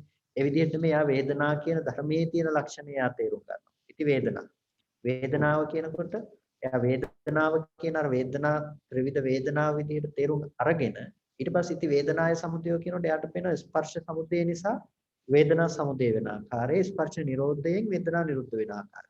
සංඥා සංස්කාරයෙන්ටත් ඒ විදිහටම. එතකොට ඒ විදිහට එයා දකිනකොට එයාට දකින්න වෙන්නේ අර රූපාදී ධර්මතා ටිකත් එයාට ඒ නුවණ උපකාර වෙලා තියෙනවා වේදනාව අනුව දකින්න නම්. දැන් පටික සම්පස්සේ ගැන එයාට දකින්න එපේ. රූපය ගැන දැක්කා වගේම එයාට වේදනාව ගැන එතනදී දකින්න යනකොට අර රූපයේ ස්පර්ශ වීම දැක්ක නුවණ මෙතනදී වේදනාව ගැන දකින්නත් එයාට උපකාර වෙනවා. එතකොට මේ වේදනාව හටගත් ආකාරය මේ විදිහට ස්පර්ශ ප්‍රත්‍යේනොයි වේදනාව හටගත්තේ. එතකොට මේ ස්පර්ශය නැති වෙලා යනකොට ඈ රූප චක්කු විඥාන ආදී මේ ධර්මයන් හටගෙන නැති වෙනකොටම ඒ එකක් හෝ නැති වෙනකොටම එතකොට ස්පර්ශය නැති වෙලා ගියා. එතකොට මේ ස්පර්ශය නිසා හටගත්තනම් වේදනාව ස්පර්ශය කියන දේ නැති වෙලා යනකොට ඒහා සමග යෙදුණු වේදනාව කියන දෙයට පැවැත්මක් නැහැ කියන එක දකින්න පුළුවන්. ඒකට ඒහා සමග යෙදුණු හඳුනීම සිටීම කියන මේ ලක්ෂණයන්ගේ අනිත්‍යතාවයත් නාම රූප ප්‍රත්‍යයෙන් පවත්නා විඥානයත් කියන මේ ධර්මයන්ගේ අනිත්‍යතාවය අපිට ප්‍රත්‍යක්ෂ කරන්න පුළුවන්කම හොඳට නුවණින් සම්මර්ෂණය කරන්න පුළුවන්කම තියෙනවා. එතකොට මෙන්න මේ විදිහට අපි දකින දැකීම තමයි මෙතනදී විශේෂ වෙන්නේ. ඒ නිසා අපිට රූපය ගැන දකිනවා වගේම අපි දැක්කේ වේදනා සංඥා සංකාර විඥාන කියන මේ ස්කන්ධ අනිත් හතර පිළිබඳවත්. එතකොට තමයි ඒක අංග සම්පූර්ණ දෙයක් බවට පත් වෙන්නේ. අපි කාමාවචර කාම භූමිය ඇසුරු කරගෙන පවතින අය විදිහට තමයි ප්‍රධාන වශයෙන්ම අද නාම ධර්මතා ටිකත් වේදනාව තියෙන රූපේ පැත්තෙන් වෙන විදිහට හැටියට. සංඥාව හැඳිනීම තියෙන රූපේ පැත්තෙන් ඇති වෙන හැඳිනීම හැටියට. එතකොට සංස්කාරයේ තියෙන අපිට රූපේ පැත්තෙන් වෙන හැඳිනීම හැටියට. විඥානයේ තියෙන රූපේ දැන ගැනීම හැටියට. එතකොට මේ ධර්මතා ටික අපිට පවතින්නේ මෙන්න මේ විදිහටයි කියන තැනක තමයි අපිට මේක අද තියෙන්නේ. ඒ නිසා මේ මට්ටම තමයි අපි වෙනස් කරගත යුතු වෙන්නේ. ඒ නිසා මෙතෙන්ට ඒ මානසිකාරයේ උපයෝගී කර ගැනීම වැදගත් වෙනවා අනිත් ධර්ම පිළිබඳව. නමුත් එතනදී ප්‍රායෝගිකව අද රූපය අසුරු කරගෙන තියෙන තැනදී අපිට රූපය ගැන භාවිත කිරීම තමයි මූලික විය යුතු දේ බවට පත් වෙන්නේ.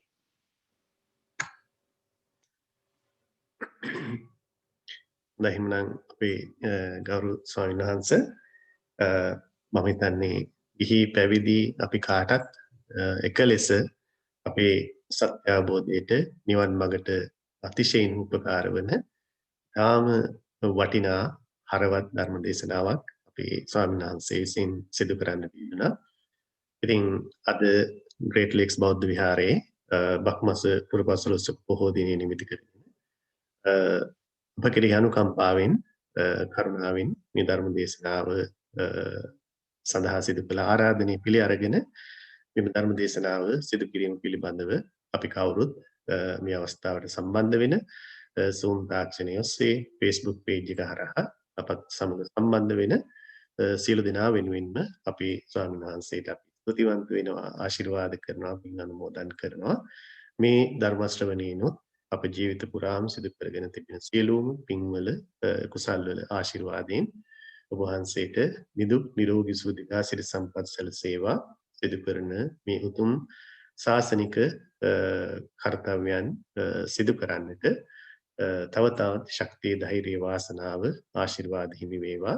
ඔබ වහන්සේගේ සියලුම ආධ්‍යාත්මික බලාපොරොත්තු ප්‍රාර්ථනාවන් මේ ජීවිතය තුළම සමෘද්ධ වේවා කියලා අපි ආශිර්වාද කරනවා, සෙත් පතනවා. ඉතින් බොහෝමත්ම ස්තුතියි ඔබ වහන්සේගේ අනිකුත් වැඩ රාජකාරී කටයුතු තිබෙදී අප කෙරෙහි අනුකම්පාවෙන් මේ අවස්ථාව අප කෙරෙහි ලබා දීම පිළිබඳව. ඉතින් අපි විශේෂයෙන් අද පින් අනුමෝදන් කරනවා. මේ පින්කමේ දායකත්ව දරන අපේ නාමල් මහත්මයා විශේෂයෙන් තමන්ගේ ආදරණීය මෑණියන් වහන්සේගේ උපන්දිනය වෙනුවෙන් ආශිර්වාද කරන්න, සෙත් පතන්න බලාපොරොත්තු වෙනවා. ඉතින් අපි කවුරුත් ආශිර්වාද කරමු, සෙත් පතමු. නාමල් මහත්මයාගේ සදාදරණීය මෑණියන් වහන්සේගේ උපන්දිනය වෙනුවෙන් අප මේ සිදු කර ගන්න ලැබූ මේ උතුම් ධර්ම ශ්‍රවණමය මේ සියලුම පුණ්‍ය ශක්තියන්ගේ ආශිර්වාදයෙන් එමෑණියන් වහන්සේට සුබ උපන්දිනයක් වේවා. නිදුක් නිරෝගී සුව දීර්ඝායුෂ සම්පත් සැලසේවා. කායික මානසික සුවපත් භාවයේ සැලසේවා. උතුම් ධර්මාවබෝධයේ සඳහාම එමෑණියන් වහන්සේට මේ පින් හේතු වාසනා වේවා කරමු. ඒ වගේම ධනුෂ්ක මහත්මයා තමන්ගේ පරිලෝසපත් වූ ඒ බාප්පා වෙනුවෙන් පින් අනුමෝදන් කරන්න බලාපොරොත්තු වෙනවා. ඒ වගේම අසංග මහත්මයා මීට මාස 3කට පෙර ලංකාවේ අභාවයටපත් වූ තමන්ගේ ආදරණීය පියතුමන් වසන්ත රාමනායක මහත්මයාට පින් අනුමෝදන් කරන්න බලාපොරොත්තු වෙනවා. ඉතින් අපි කවුරුත් මේ සිදු කරගත්ත මේ උතුම් පුණ්‍ය ශක්තිය අනුමෝදන් කරමු. ඒ දෙපළ ප්‍රධාන කොට ඇති අප නමින් මේ පරිලෝකීය සියලුම ඥාතීන් මේ පින් අනුමෝදන් වෙලා හැම දිනාගේම සංසාර ගමන භව ගමන සුවපත් කරගෙන උතුම් නිවන් සුවයෙන් සැනසීම ළඟා කරගනිත්වා කියලා කවුරු සාදු ප්‍රාර්ථනා කරමු.